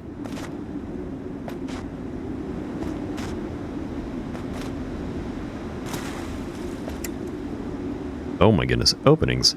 This small initial tutorial area was a somewhat tricky thing to design. I wanted to have a closed off area that players could only leave by demonstrating they've learned how to use the double jump and mantle abilities. There's a mantle? Oh, that's right. Because if you get like close enough to a thing, it'll help you like up onto it. I also wanted a scene that would set up the techno wasteland atmosphere of the game, all while keeping the player in a first-person viewpoint. While working on Metal Garden, I didn't have the resources and know-how to make cutscenes that would be able to depict this world at a level of quality I desired, which is why I decided to keep to environmental storytelling and text entries. While limiting, this had the nice effect of immediately making the world feel a lot more mysterious. True, if there were cutscenes in this game, it would kind of like take me out. I got stuck here because I didn't know there was mantling. Amazing.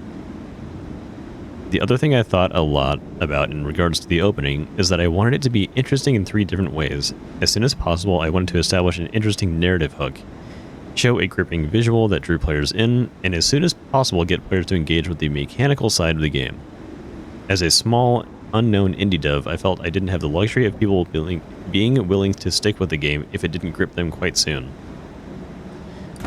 Those are some tenets to work by, I think, for a little indie game, which also kind of goes hand in hand for a lot of things. Like, if someone's not interested in your shit, like, right away, it is likely they'll just give up on it.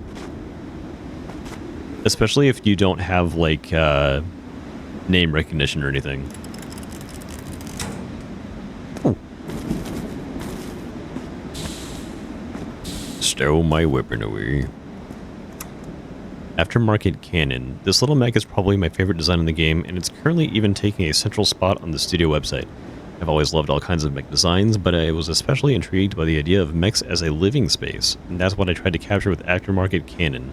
A traveling mech, rather than a fighting one. Oh, so I didn't have like a Metal Gear kind of mech.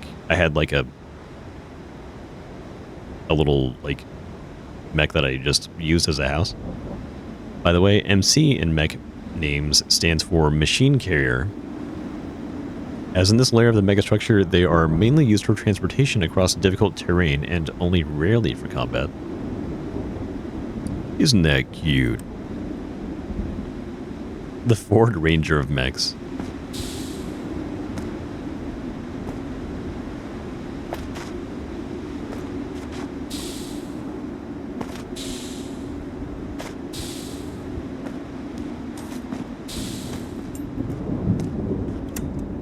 Oh my goodness.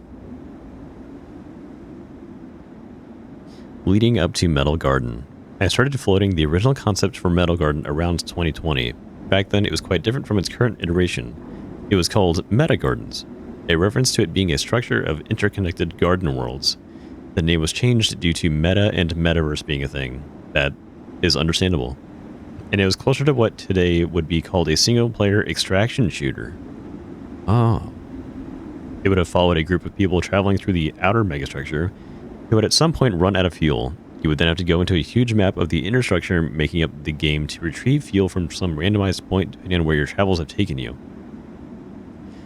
Throughout each run, you would have discovered more and more lore and story of the game. That would have been neat, but I think, like, less impactful as a whole experience. It was, however, just far too ambitious of a project for a 19-year-old still learning 3D art and game dev, and I gave up on it after a few months. I would resurface the ideas for a project a few times over the next few years, each time trying to make it a bit smaller. Of course, I worked on quite a few other unfinished projects through the years too, each of which appears to be a little ambitious for me to handle. Around 2023, I decided to just make the smallest possible project I could. I decided it would be a short, 15-minute long game set in some kind of techno wasteland. I planned no story, only the simplest gameplay mechanics, one gun and one enemy, and decided I would have it done in a few months. Over the next few months, I realized adding another enemy type and a few more weapons wouldn't be that hard. Then I realized I could add a rudimentary dialogue system to deliver some narrative.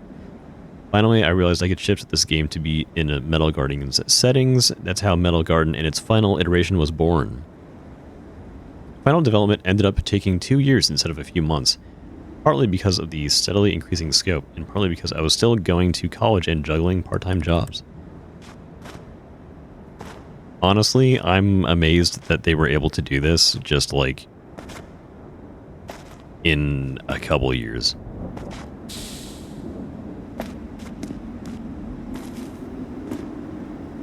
Because I've tried, like, dabbling into game dev stuff, I just cannot figure that shit out.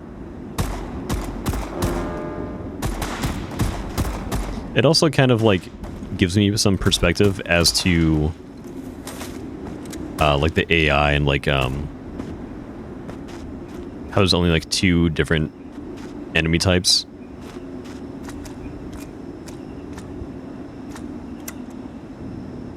Like, it's not meant to be a super intense, like, FPS game. It's kind of just like a little, like, I want to say almost it's meant to be like an exploration kind of project. It makes sense that it wasn't, like, all from the beginning planned out to be grand in scope or anything like that. Encounter with the Unknown. This is the first combat section in the game, and it's a bit of a trial by fire. Not only does it immediately ask the player to fight a small group of enemies, but it also doesn't really give any indication if they will be hostile on approach or how they will move and fight. There were 2 reasons I decided on this. First, the player movement in Metal Garden is quite permissive, allowing the player to sidestep slow-moving enemy projectiles and to double jump out of danger when things get tough. This lessens the danger of most unexpected encounters. And the second reason is, well, I like being a bit cheeky. While I try to never be outright punishing, I love playfully putting the player in a seemingly difficult and unexpected situation. It's why the game is full of ambushes, already in the second encounter, but also why it has an injury system that lessens the punishment of losing all health, and why many ambushes in the game are followed by a healing station or a med pack. I think this kind of design makes for more interesting conversations between the player and the designer, since there is an element of trying to outsmart one another, as well as more memorable encounters without necessarily punishing the player with losing too much progress. I can appreciate that. I like when the dev is like, we're gonna add some random bullshit here for you. And not just make it like, okay, here's a new area with, like, enemies. And then here's, like, another area where we just, like, added enemies. But, like, kind of think about how every new arena challenges the player. And then, as a reward, like, let them heal. Or give them something.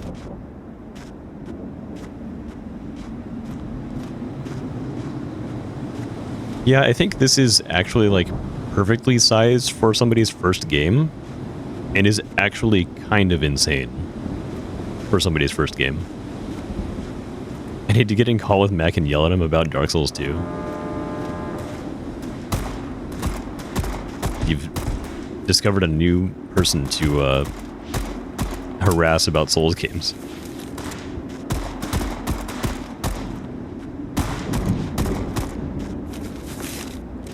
Both have strong opinions. That you both really like Dark Souls 2? Or are you the Dark Souls 2 hater? I forgot what you said.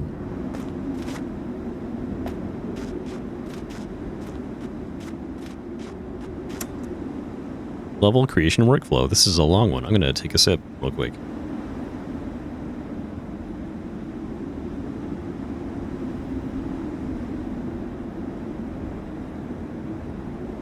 I was the most die-hard Dark Souls 2 hater, but then I became a lover.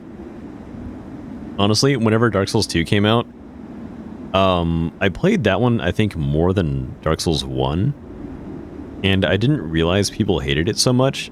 I kind of just, like, vibed with it. And then, like, I guess I found out later that it was kind of despised by a lot of the community.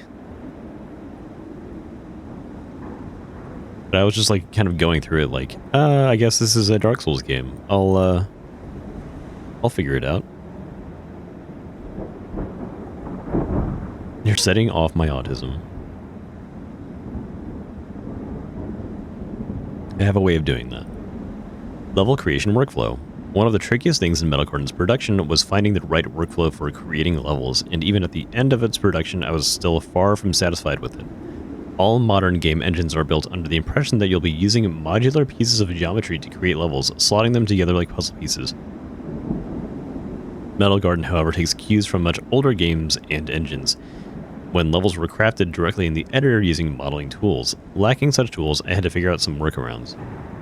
My final solution was to model level geometry in Blender, cut it down to smaller pieces so they don't break Unreal's lighting solution designed for modular pieces, and try to position them in engine so their ends snap to one another. Like I said, this solution is still far from ideal, and requires me to constantly switch between two pieces of software and thus stifles the process of making levels. Oh my god.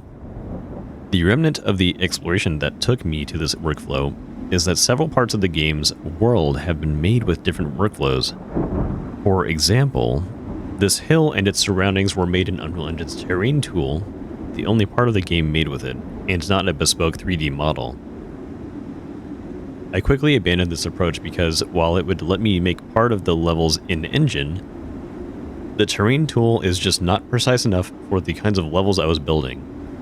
I wanted very precise control over the shape of cliffs and angles of slopes and connections between different terrains and structures, and only being able to edit individual vertices was enough control for me. I would find it very annoying that I wouldn't be able to, like, design levels the old way, like you could with, like, I guess the Hammer editor and stuff like that, or like old school Unreal.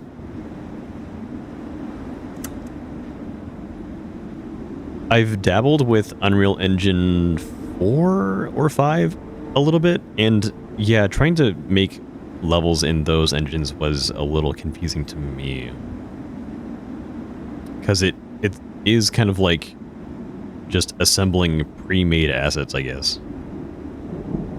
Which I don't really enjoy. Making vegetation look dense.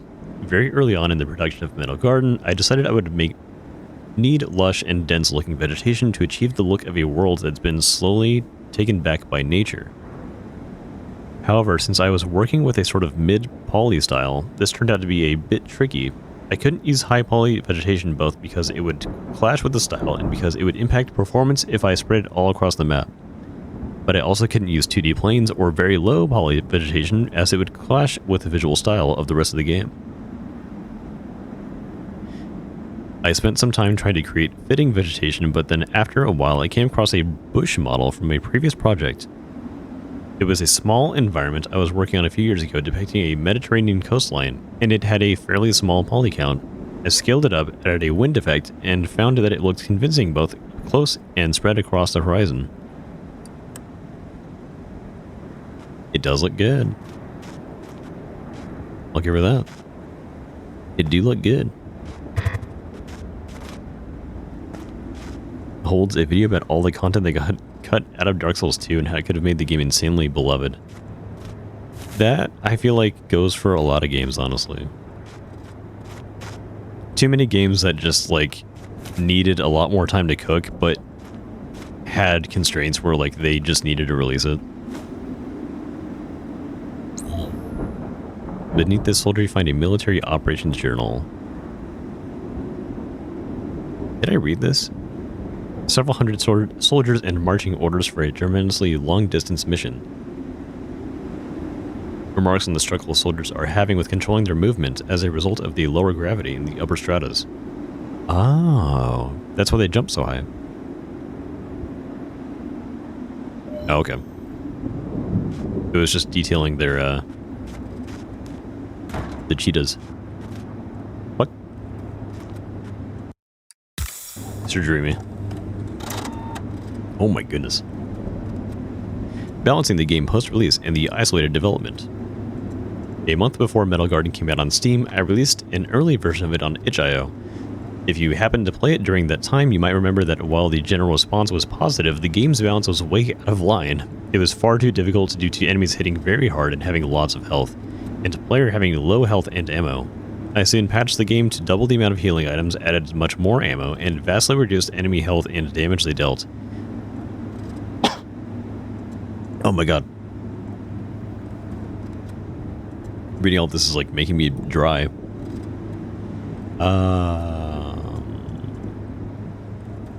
With some tweaks here and there, this ended up being close to the game's final balance. If you're asking yourself how did such large balance issues remain into the final game? Well, it's just that before I released it on itch.io, nobody had played the game but me. Because I knew the game so well, the balancing was tuned far too much towards the difficult side. My god, man. As for why, at this point in my life, I was going through the tail end of many years of gender dysphoria and deep depression induced by it. As a result of which, I was very isolated and mostly non-verbal. Understandable. In that state, I just did not have enough feeling of self-worth to go seeking out other people who would be interested in playing the game and giving opinions on it. Creative work was one of the very few things I enjoyed during that time, which is why I kept through with making Metal Garden. Of course, this all led to a lonely development and bugs and balance issues after launch, but this girl saw no other way at that time. I don't want to talk too much about my personal life, but I felt it was unavoidable in the situation. Didn't feel right to not talk about it. Transitioning truly saved my life, and I wanted to share with you the happiness and relief I feel now, especially if you are having similar feelings and experiences. If you are, I hope transitioning can help you as much as it has helped me. Art. Well, that was cute to find in random dev commentary.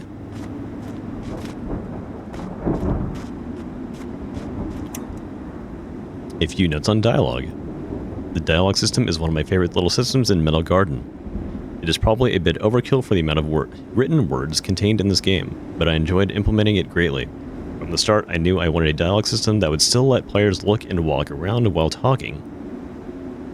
I loved the idea of role-playing a dialogue through this, and I hoped players of Metal Garden would enjoy it too. Figuring out a UI and a comfortable control scheme took me a few tries, especially the scroll wheel and log features, but I think the final result ended up working quite well. I also really like more dynamic dialogue encounters where the characters react to your words and in some more significant way or shift objects in the environment. The ideas that I had were a bit too ambitious for Metal Garden alone, but a few of them still made it in, both in the dialogue with the king and the encounter with the dead spy later in the game. I did think this part would be like something that was brought up again later, but I guess it was cool to just like see it as like a one-off. I knew I wanted to set up the story through a strange roadside encounter, and in particular to make it a visually arresting moment as well. A clashing of anarchic colors and words. Even though I know my writing can be very expository and technical, I'm still happy with how the scene came together. Yes, the writing was very... I almost want to say like tedious, but technical is kind of more generous. I treat your wounds, royal man.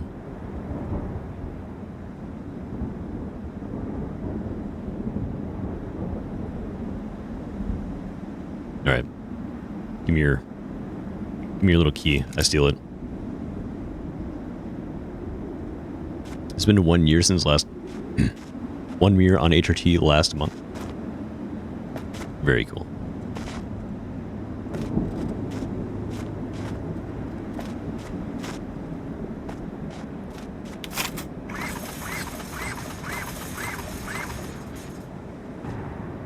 I think there's been, like, honestly, a lot of people who kind of made that discovery very recently, like, kind of post-2020, maybe as a result of, like, kind of, like, come to terms with feelings from, like, isolation and stuff like that. Humble beginnings. This small encounter is the very first area I made as part of an early art test of Metal Garden. There were several things I wanted to find out through it. Oh my god, my throat is dying currently.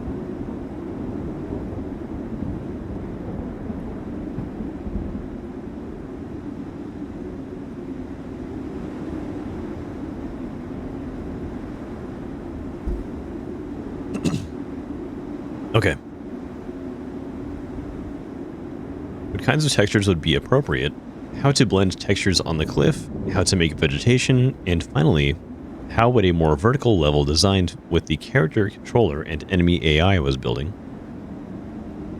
fit with the character controller? More than anything though, I had not spent a lot of time before working in the visual style of Metal Garden, so I wanted to see how difficult it would be to achieve. The pictures attached below showcase its development through a week or two it took me to finish it. You can see that it looks much more colorful than the final release, as well as remnants of a desert biome that never fully went into the full game, but assets for which were used at several points in the final release. Interesting, I like that. Kind of gives me like a Far Cry visual a little bit.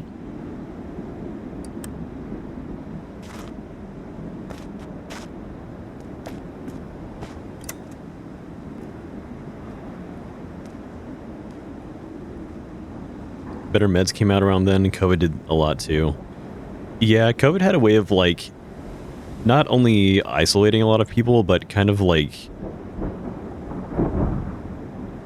I guess, like, destroying a lot of ways for people to socialize publicly, and, like, I guess, as a result, people had to strengthen their online communities, and some of that, like, allowed people to open up a little more.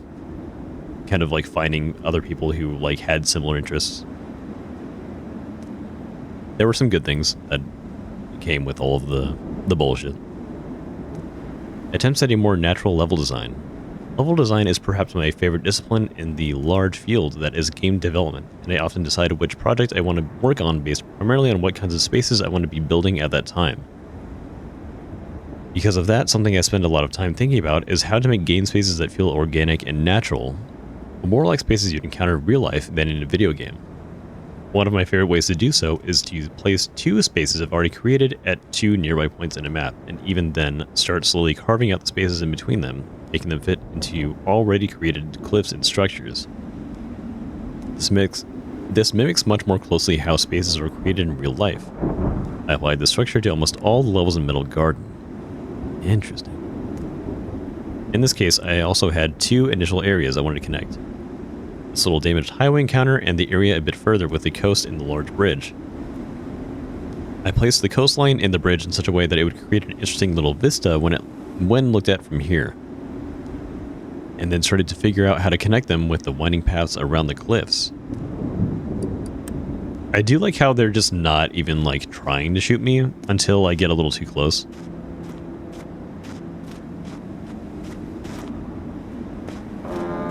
Oh shit.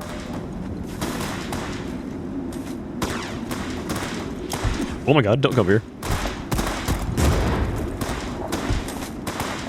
Oh, shit.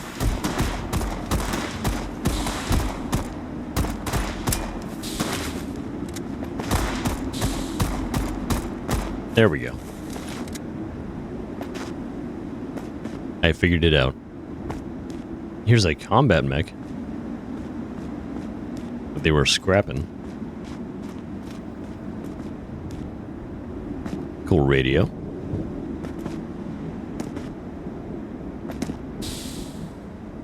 Give me that. That was their house. It's fine. They don't need that anymore.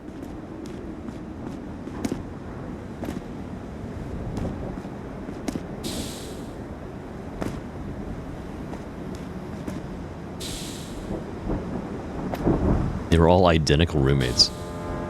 Oh my god. Oh my god. Blew my shit off.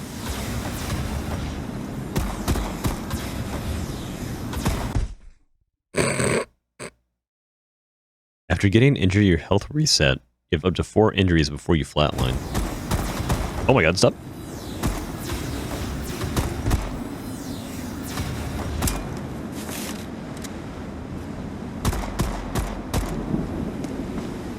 Oh yeah, the lean. The bounce on it.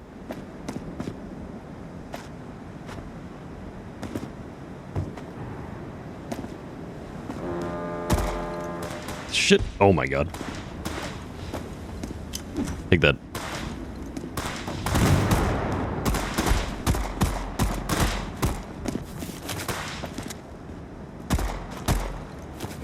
Yeah, I got shot in the head and my leg broke.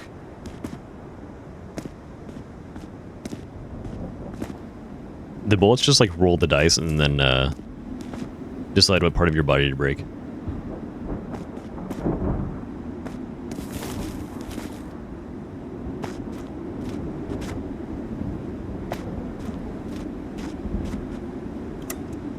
Eavesdrop system. I'm always on the lookout for new and different ways to deliver narrative in the game. And with the eavesdrop system, I wanted to have a way of delivering overheard pieces of narrative in a game that doesn't have voice acting. Yet, that I hope felt almost as natural. Okay.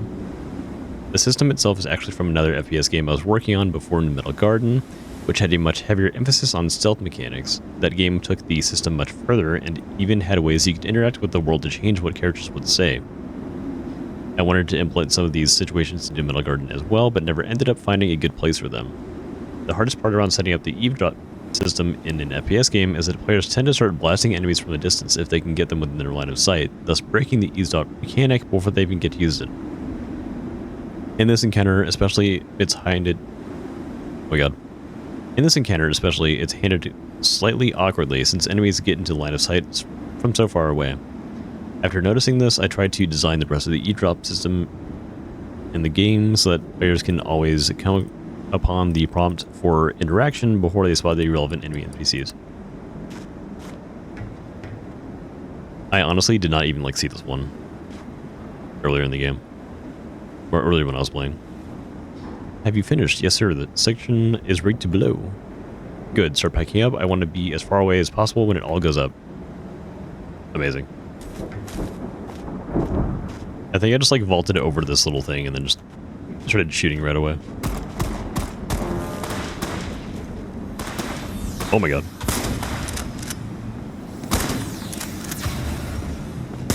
What are you doing?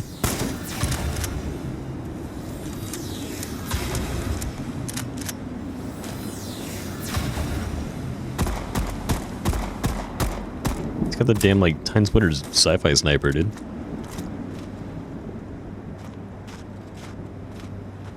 It sounds scary.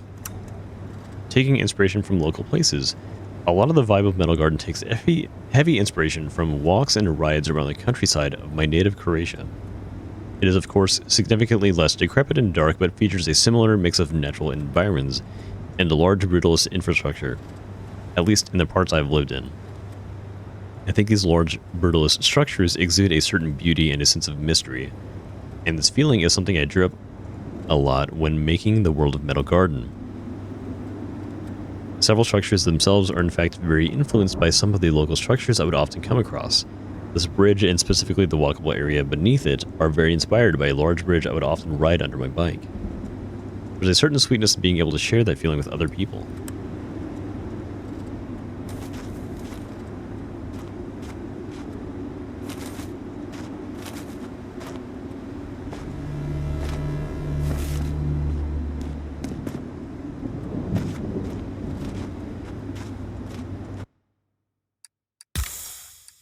I wonder how many people think that, like, brutalist structures like this are really ugly.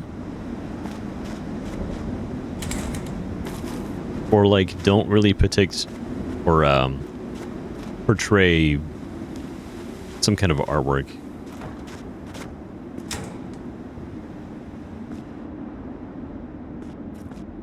Because I think a majority of people would say that, like, structures like this are not exactly beautiful, but I think you can definitely see some kind of appreciation or like beauty in them if you grew up around them, or like,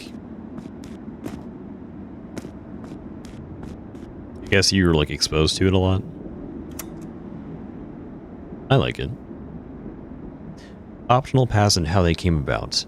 This is the very first of several winding option paths in the game, which is one of my favorite level design expressions, and one that I think is now synonymous with Metal Garden's level design.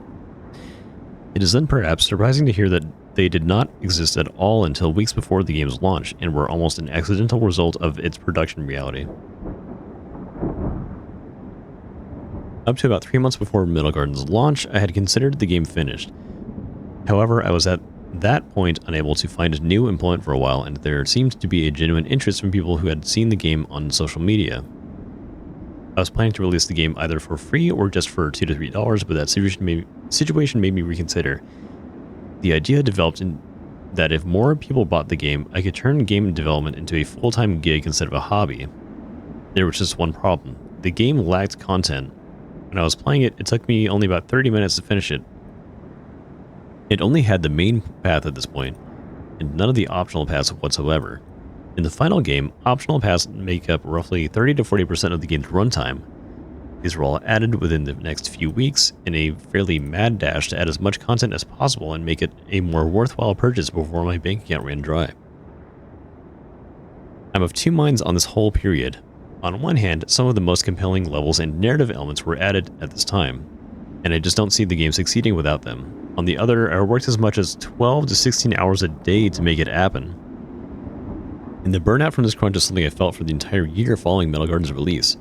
Was it worth it? I'm not sure. I do know I would never want to repeat such an experience, and I'm setting up all my future projects in such a way that doesn't happen again. Hey, have a good night, Troy. Thanks for stopping by. It was nice to stop by. You're good.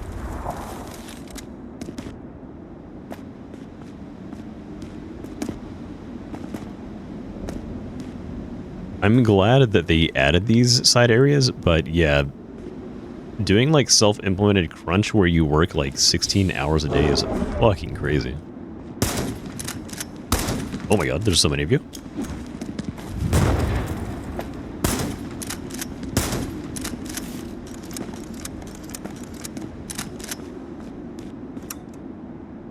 Array, Secretorium of soldiers, and ambushes.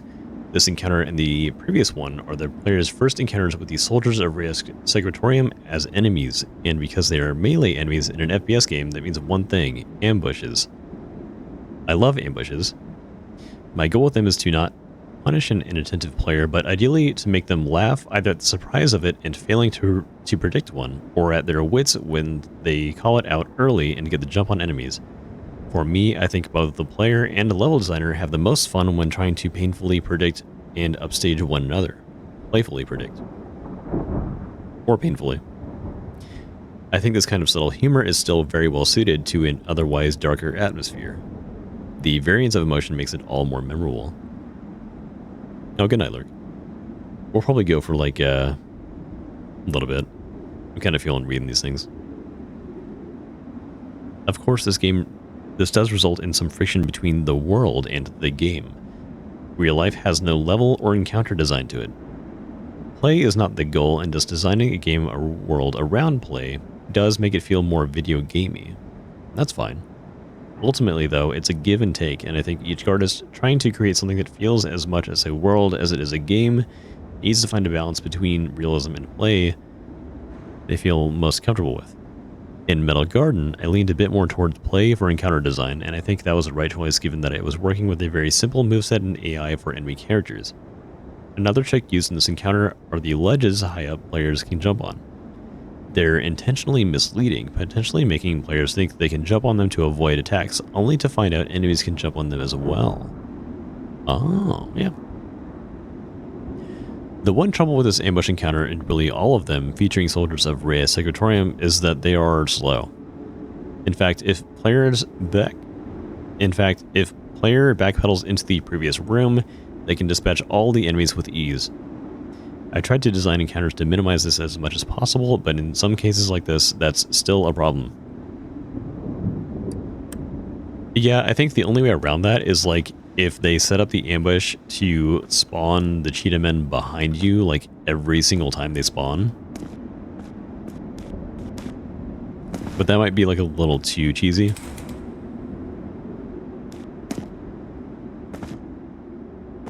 I did like that one time where they like came out of nowhere and ambushed me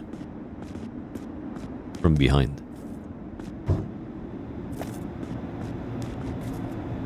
Give it.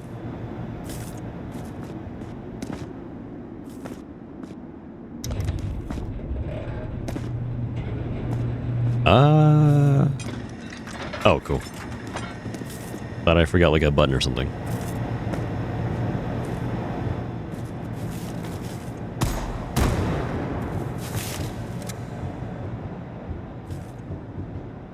Yeah, it must have taken a lot of work to make these side dungeon areas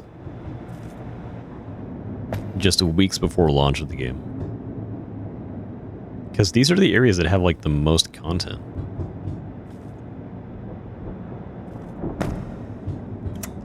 Descending. This is one area that does make me wish I had designed it a bit differently. When players enter this service chamber, for many of them, their first instinct is just to keep descending. Especially when they spot ladders leading much further down. In many of the playthroughs I've seen, players get confused trying to progress by going down and falling to their deaths, instead of noticing the red door they're supposed to use to progress. For me, the issue isn't really players getting lost for a bit and having to more thoroughly explore an area. Friction in level design is not something to shy away from. It's one of the expressions that leads to a more memorable space. My issue is just that descending in this location is a bit underwhelming. The design of this chamber creates the expectation that dropping down will lead to a new space, or at least that it will be traversable. But when players drop down, they're just met with a death box that respawns them further up. It is of course a small part of a small area, but I wish I had utilized the space a bit better.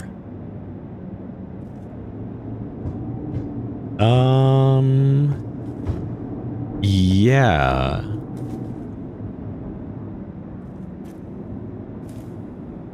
I didn't really realize that, but like, so this is where you're supposed to go, and I kind of figured that out. Because you open that, you go to the next room. But it looks like you're supposed to go down this way, because it lets you keep descending. And then there's a ladder here. I guess to get to like that little box. The med pack. And then someone would expect to be able to go down that way, but you can't.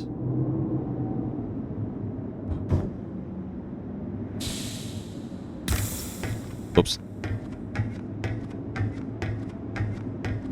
I keep thinking this is like an F to interact game. Whoa.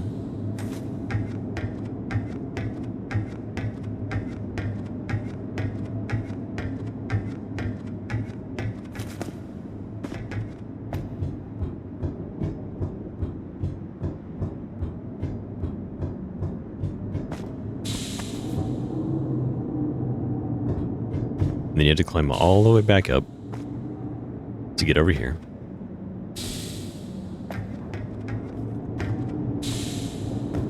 thinking of making my comeback stream by playing Mortal Shell. The first one?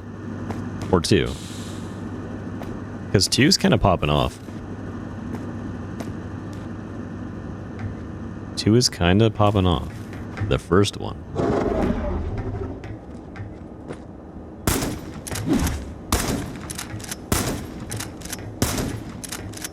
It would be kind of funny.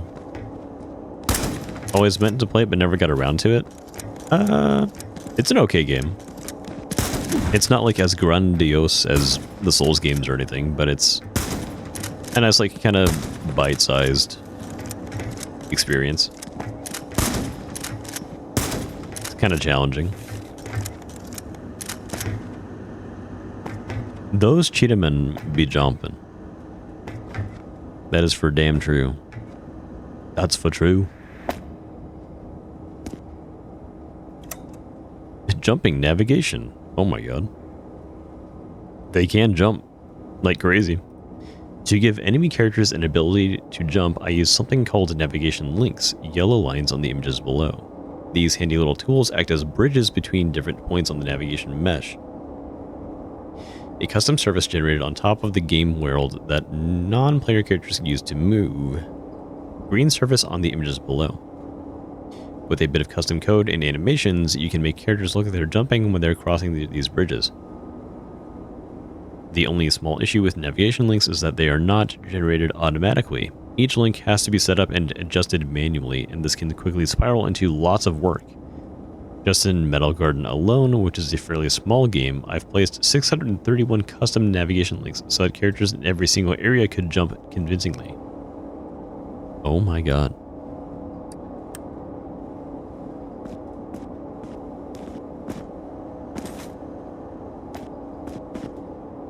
I wonder if it would have been easier. Well, maybe not easier. I guess that's like fine for this scope of project, like this size of project. But I imagine you would want to find a way to like generate that instead of manually placing every single path. All of the puzzles from Metal Garden were added in the last few weeks of production, in the same crunch period I mentioned a bit earlier. This unfortunately means they're all essentially first drafts of mechanics, and don't feature refinements I could have gotten if I had more time.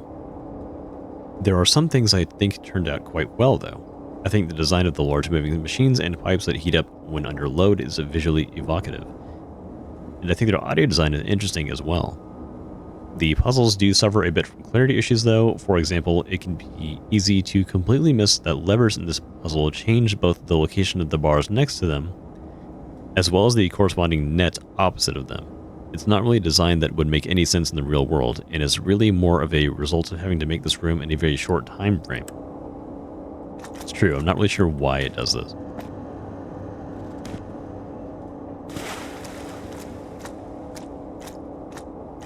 I guess you can imagine like the little sewer is supposed to shoot out garbage and then catch it in the net. That's what that's for.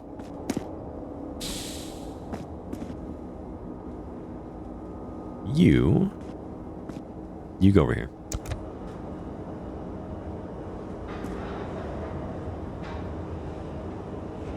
That's what you call brute force AI. They're in here forcing my shit.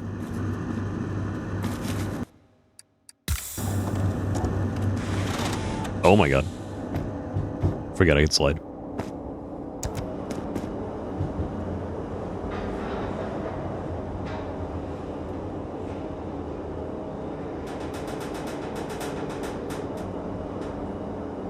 Oh my goodness. What is this area for? Nothing? It's just like a little fall room. The pipes tree.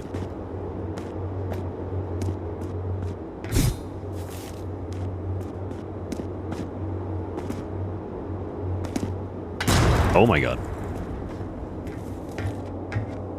Fucking jump scaring mine.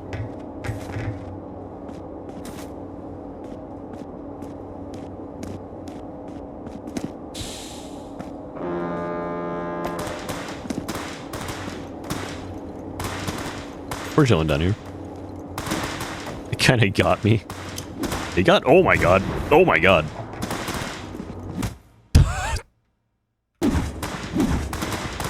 Go down, please.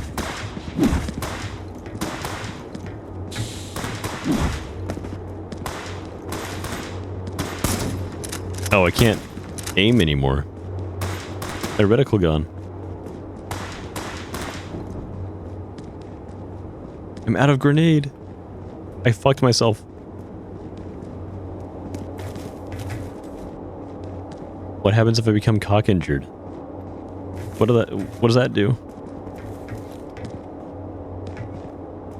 Can I aim while I'm on this? No. Oh god. Oh Jesus. Let me go.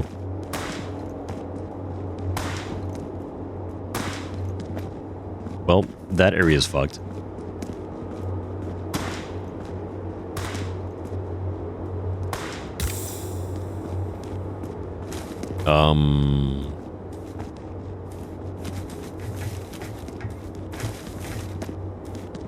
This is bad.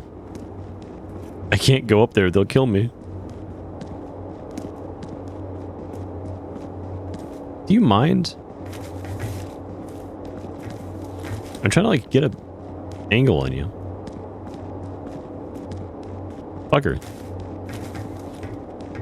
Okay, we run by him really fast. Oh god, they're smashing me. Oh god. It's fine.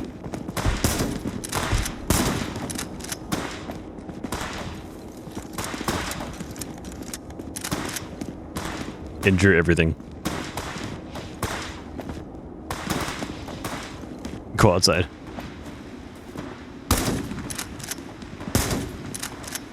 Oh, just gonna squeeze past you. Oh. Oh.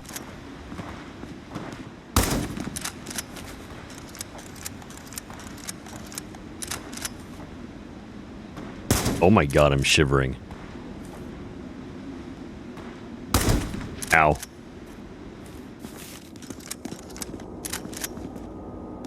Can I have HP again, please? Fuck you. Ow. Arena style and on-the-road style of combat encounters. While still somewhat early, this was actually one of the last combat encounters designed for the game, and I think it shows. It's far more dynamic than most other combat encounters, and the room features a more complex layout better suited for combat. It is also one of the only arena-style encounters in the game. Metal Garden is supposed to feel like a journey, which is why I prioritized combat encounters that feel more like on-the-road encounters. By this I mean encounters where you come across enemies as you explore a space, and where enemies either found themselves accidentally or set up a small ambush. Unlike arena encounters, these on-the-road encounters imply an underlying narrative, however simple, and lend themselves really well to games about exploration and discovery. But still, Metal Garden is a combat game, and thus I felt a few arena-style encounters would work well for breaking the pacing. Kinda true, I do like this encounter the most out of all of the little combat encounters, except for like maybe the highway ones. Those are cool. I wish all my IRL conditions would and their effects would display at the bottom right. I think like being permanently aware of all of my conditions would be like mentally scarring or something, or fatiguing. Beneath the world again. For me, one of the central ideas of Metal Garden became a kind of anthropology, discovering both older civilizations you are a successor of, as well as neighborhood civilizations that evolved separately, and in all trying to understand your place in this world. And this is another thing I realized only while working on the game. While trying to find an interesting way to connect the previous arena encounter and the bunker above, I decided a little cave area would be a fun way to connect them. Since players haven't seen any cave areas in the game so far, on a whim I decided to add some ruins to it, and found I really liked the implication this raised. This then served as the inspiration for a later area in Chapter 3 that expands on the ancient civilization and adds a bit more lore to them. While I tried to Metal Garden's story in advance, I ended up changing virtually all of it except the ending. A story is something you find out by writing it, and I've found that, at least for me, game story is something I come to understand as I build the game. Interesting. It makes sense, though. Like, as you're building the game, you kind of, like, come to understand more about what you want the game to show, and, like, kind of fit the pieces more together. And, like, change things that you... Oh, God, I did that again. Kind of, like, change and go back on things that you might not have thought worked as well as you wanted them to. Or discovered something that you think works better. And the whole game changes a little bit. What the heck? It's new commentary? Hold on, we'll go back to that one. Revised weapon animations. This is the earliest place where players can encounter the sniper rifle, final of the 3 weapons, so I thought it was a great time to mention weapon animations. I made the original weapon animations, now called Classic, myself, but they were frankly one of the weakest audiovisual parts of the game, especially as I never had much experience with animation. Thankfully, immediately after launching the game, I was approached by Vivian, who offered to redo weapon animations at a much higher professional level, and I think her work speaks for itself. I've been incredibly lucky to collaborate with her and would do so again in a heartbeat. Cool. Hi, my name is Vivian, and I contributed a new set of first-person animations. Why? To be honest, it was really just because I saw Alexandra post about the game in a Discord I was in, and I was like, that's so cool, would you like me to make first-person animations for it? And to my surprise, she said yes. I do recognize that there is charm in the older animations, and honestly, Alexandra did a great job with them considering the stuff she was working with, and the experience. I have seen the blended files. There's a certain late 2000s Bethesda RPG quality to them that I'm sure folks like, but with the inspirations I really wanted to lean to the Destiny inspiration that I felt when I first played the game. Interesting. Interesting. I wonder, like, what people would think about this game depending on the kind of FPS experience they had prior, like, going into it. Like, when I was recommended this game, it was sold to me as, like, Half-Life 1 kind of, like, Halo 1 sort of game. But this person is saying that they had, like, a Destiny kind of vibe from the game, which is, like, I guess maybe from the visuals. I could see that. To make the animations, I've used Blender, and I used Auto Rig Pro to create the rig. Okay. I really like Auto Rig Pro because it lets me do custom stuff with the rig without interfering with the built-in controls. I attach the weapon to the player chest to avoid interpolation issues, as I knew I wanted to animate the right hand on the shotgun and sniper. See the GDC Talk Animation Bootcamp first-person animation of Overwatch. I highly recommend watching that talk and the Art of Destiny's first-person animation. Lastly, I wanted to echo one of the things I said in the Overwatch talk. One of the things said in the Overwatch talk. First-person animation is a pretty good gateway into gameplay animation. You only need to care about the camera and hands, which honestly makes it less overwhelming than animating the whole body. Luna Vivian Zarimba. So what do the old animations look like?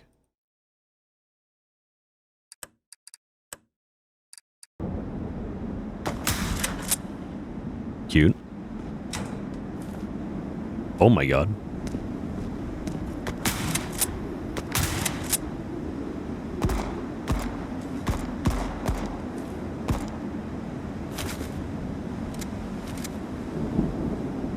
It's very rudimentary.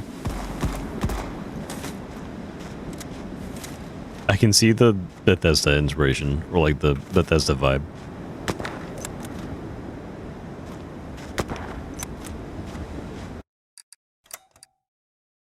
There's not a lot to it, yeah.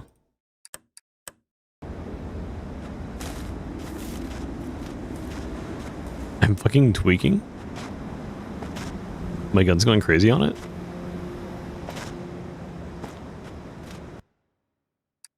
I had no charges. Oh my god, everything's bad. I'm just gonna, like, explode and die. Alright, last couple of pages I'm gonna read. Swimming. A little sippy first.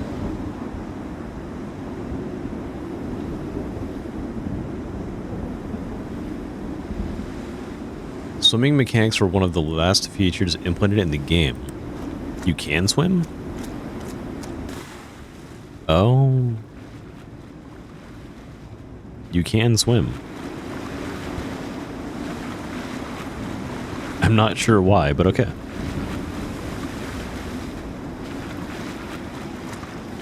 I gotta read that one. That's up there.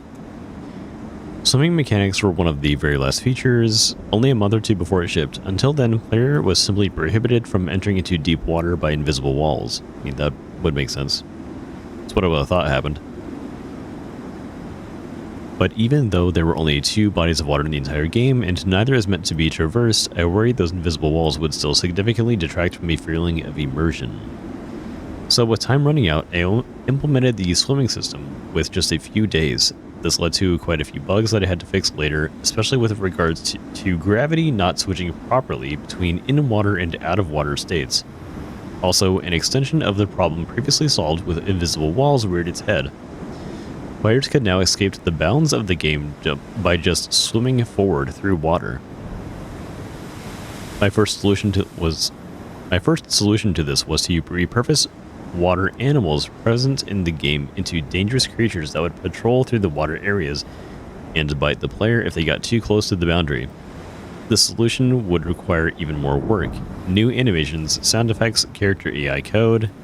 I liked it. It felt very natural and interesting, but there was still the possibility of players shooting them down or getting through their defenses. So I ended up having to add natural barriers and nets into the water as well. In hindsight, just doing that would have been much simpler. But I'm also happy I got to add a full animal behavior into the game.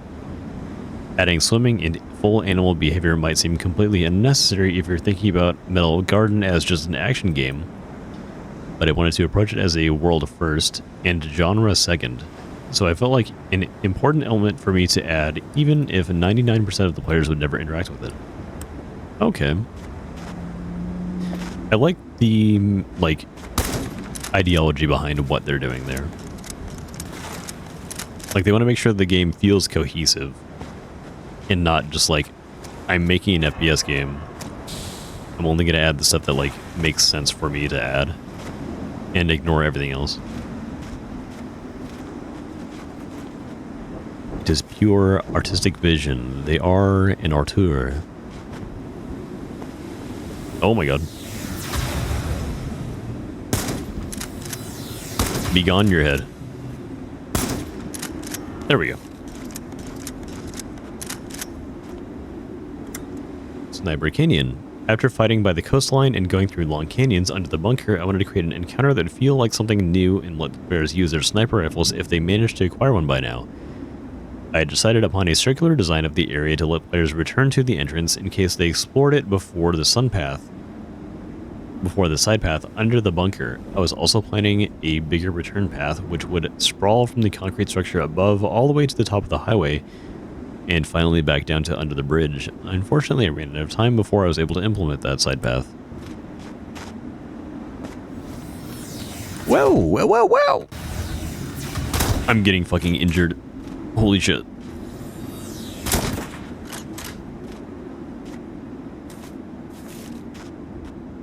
I need to heal so bad. My legs. My fucking coccyx.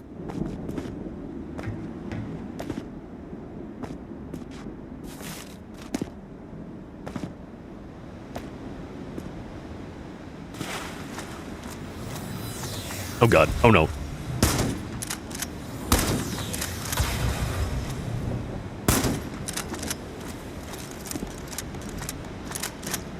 Hey, don't worry about that, Sneak.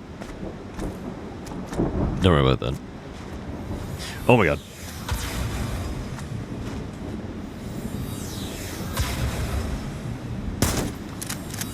Stop that. How the fuck do I make a chibi of an eldritch horror? Make it small and then cute. There's so many sniper guy, please. Stop.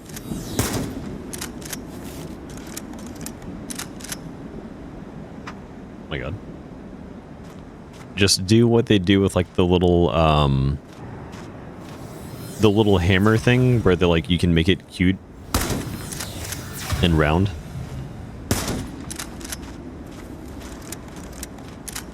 If you increase the cuteness factor of it.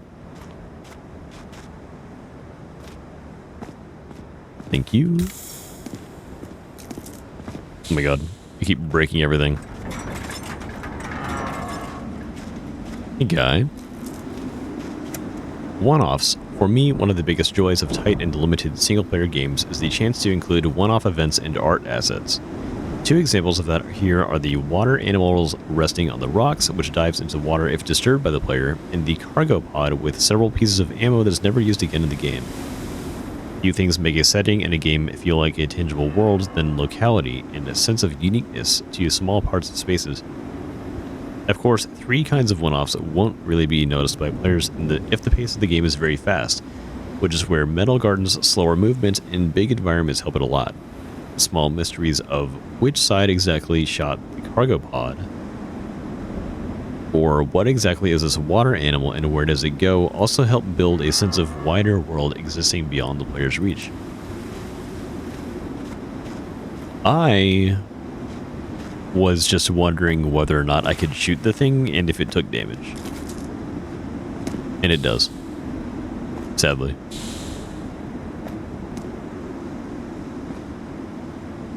Why he go?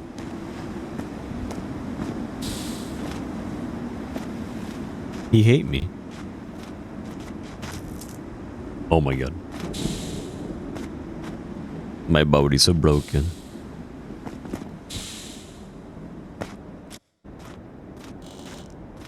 Terminology of scale. Alright. I think I'm done with the commentary. I believe I've read enough of it. And one more. Domed highway. Abandoned highways are a very common location in post-apocalyptic fiction. A road to unknown, full of strange places and people along the way is an appealing fantasy. And so for me too, I've always liked the image of a never-ending road stretching past the horizon. I knew I wanted to have some kind of highway section in Metal Garden, but quickly realized my original plan for a section of the game where you'd follow a long piece of road was too ambitious. But since I already created some assets for it, I decided to repurpose them for a smaller and tighter area. After playing around with the possible ideas, I found out that a vertical highway section where you jump from one lane to another worked really well with the game's movement system, and that's how this area was born. The layering of three different civilizations utilizing the same space came later in development. CSMG made the bunkers on the very top of the dome, an older yet modern civilization made the highway, and the ancient Velomir made the subterranean area. Even if it wasn't originally planned, I quickly jumped on the idea because it was just so compelling to me. A fun fact, on road signs around this section you can see names of various fictional cities within the megastructure. But I had to change the names on the signs so many times because I just kept discovering real places with the same names. The small reminder that however big you think your world is, it really is so much bigger. Or our world is, I guess. Alright. I'm exhausted from the texts. They're destroying my brain.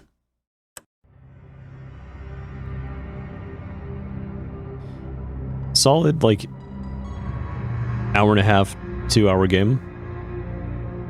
That was a neat little experience.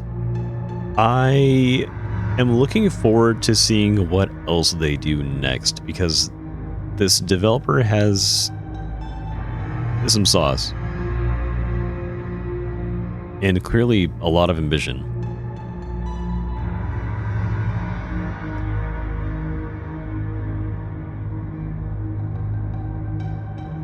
I'm hoping it's also like still a very brutalist inspired kind of game, but I think that's maybe the aesthetic they're going for. Along with like the other brutalist devs that are making some cool stuff. Like the Straft type people with that game and Volume. We'll keep an eye on this dev for a while. But I think I'm going to just have it be a short little stream for now. We'll leave it there. And maybe tomorrow we will do some more Volume. Try to get some golds and stuff. I want to actually go back and like complete the levels with proper times and not just like exploration times. And then I know I have other stuff that I have on the radar. There's Memoriam, which is like a little Dark Souls game. Little Souls-like indie. And then there's StaticCamora, which is also like another like time trial FPS speed game. That one might be like bitrate nightmare, but we'll see how it goes. We'll try it out. And then what else comes out tomorrow? Is there anything on the radar? I'm curious. Tomorrow, there's... Wait. Oh, today's Sunday already. Whoops. Is there nothing that comes out today? What the hell?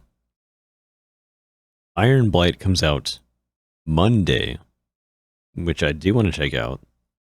Cool little, like, survival zombie game.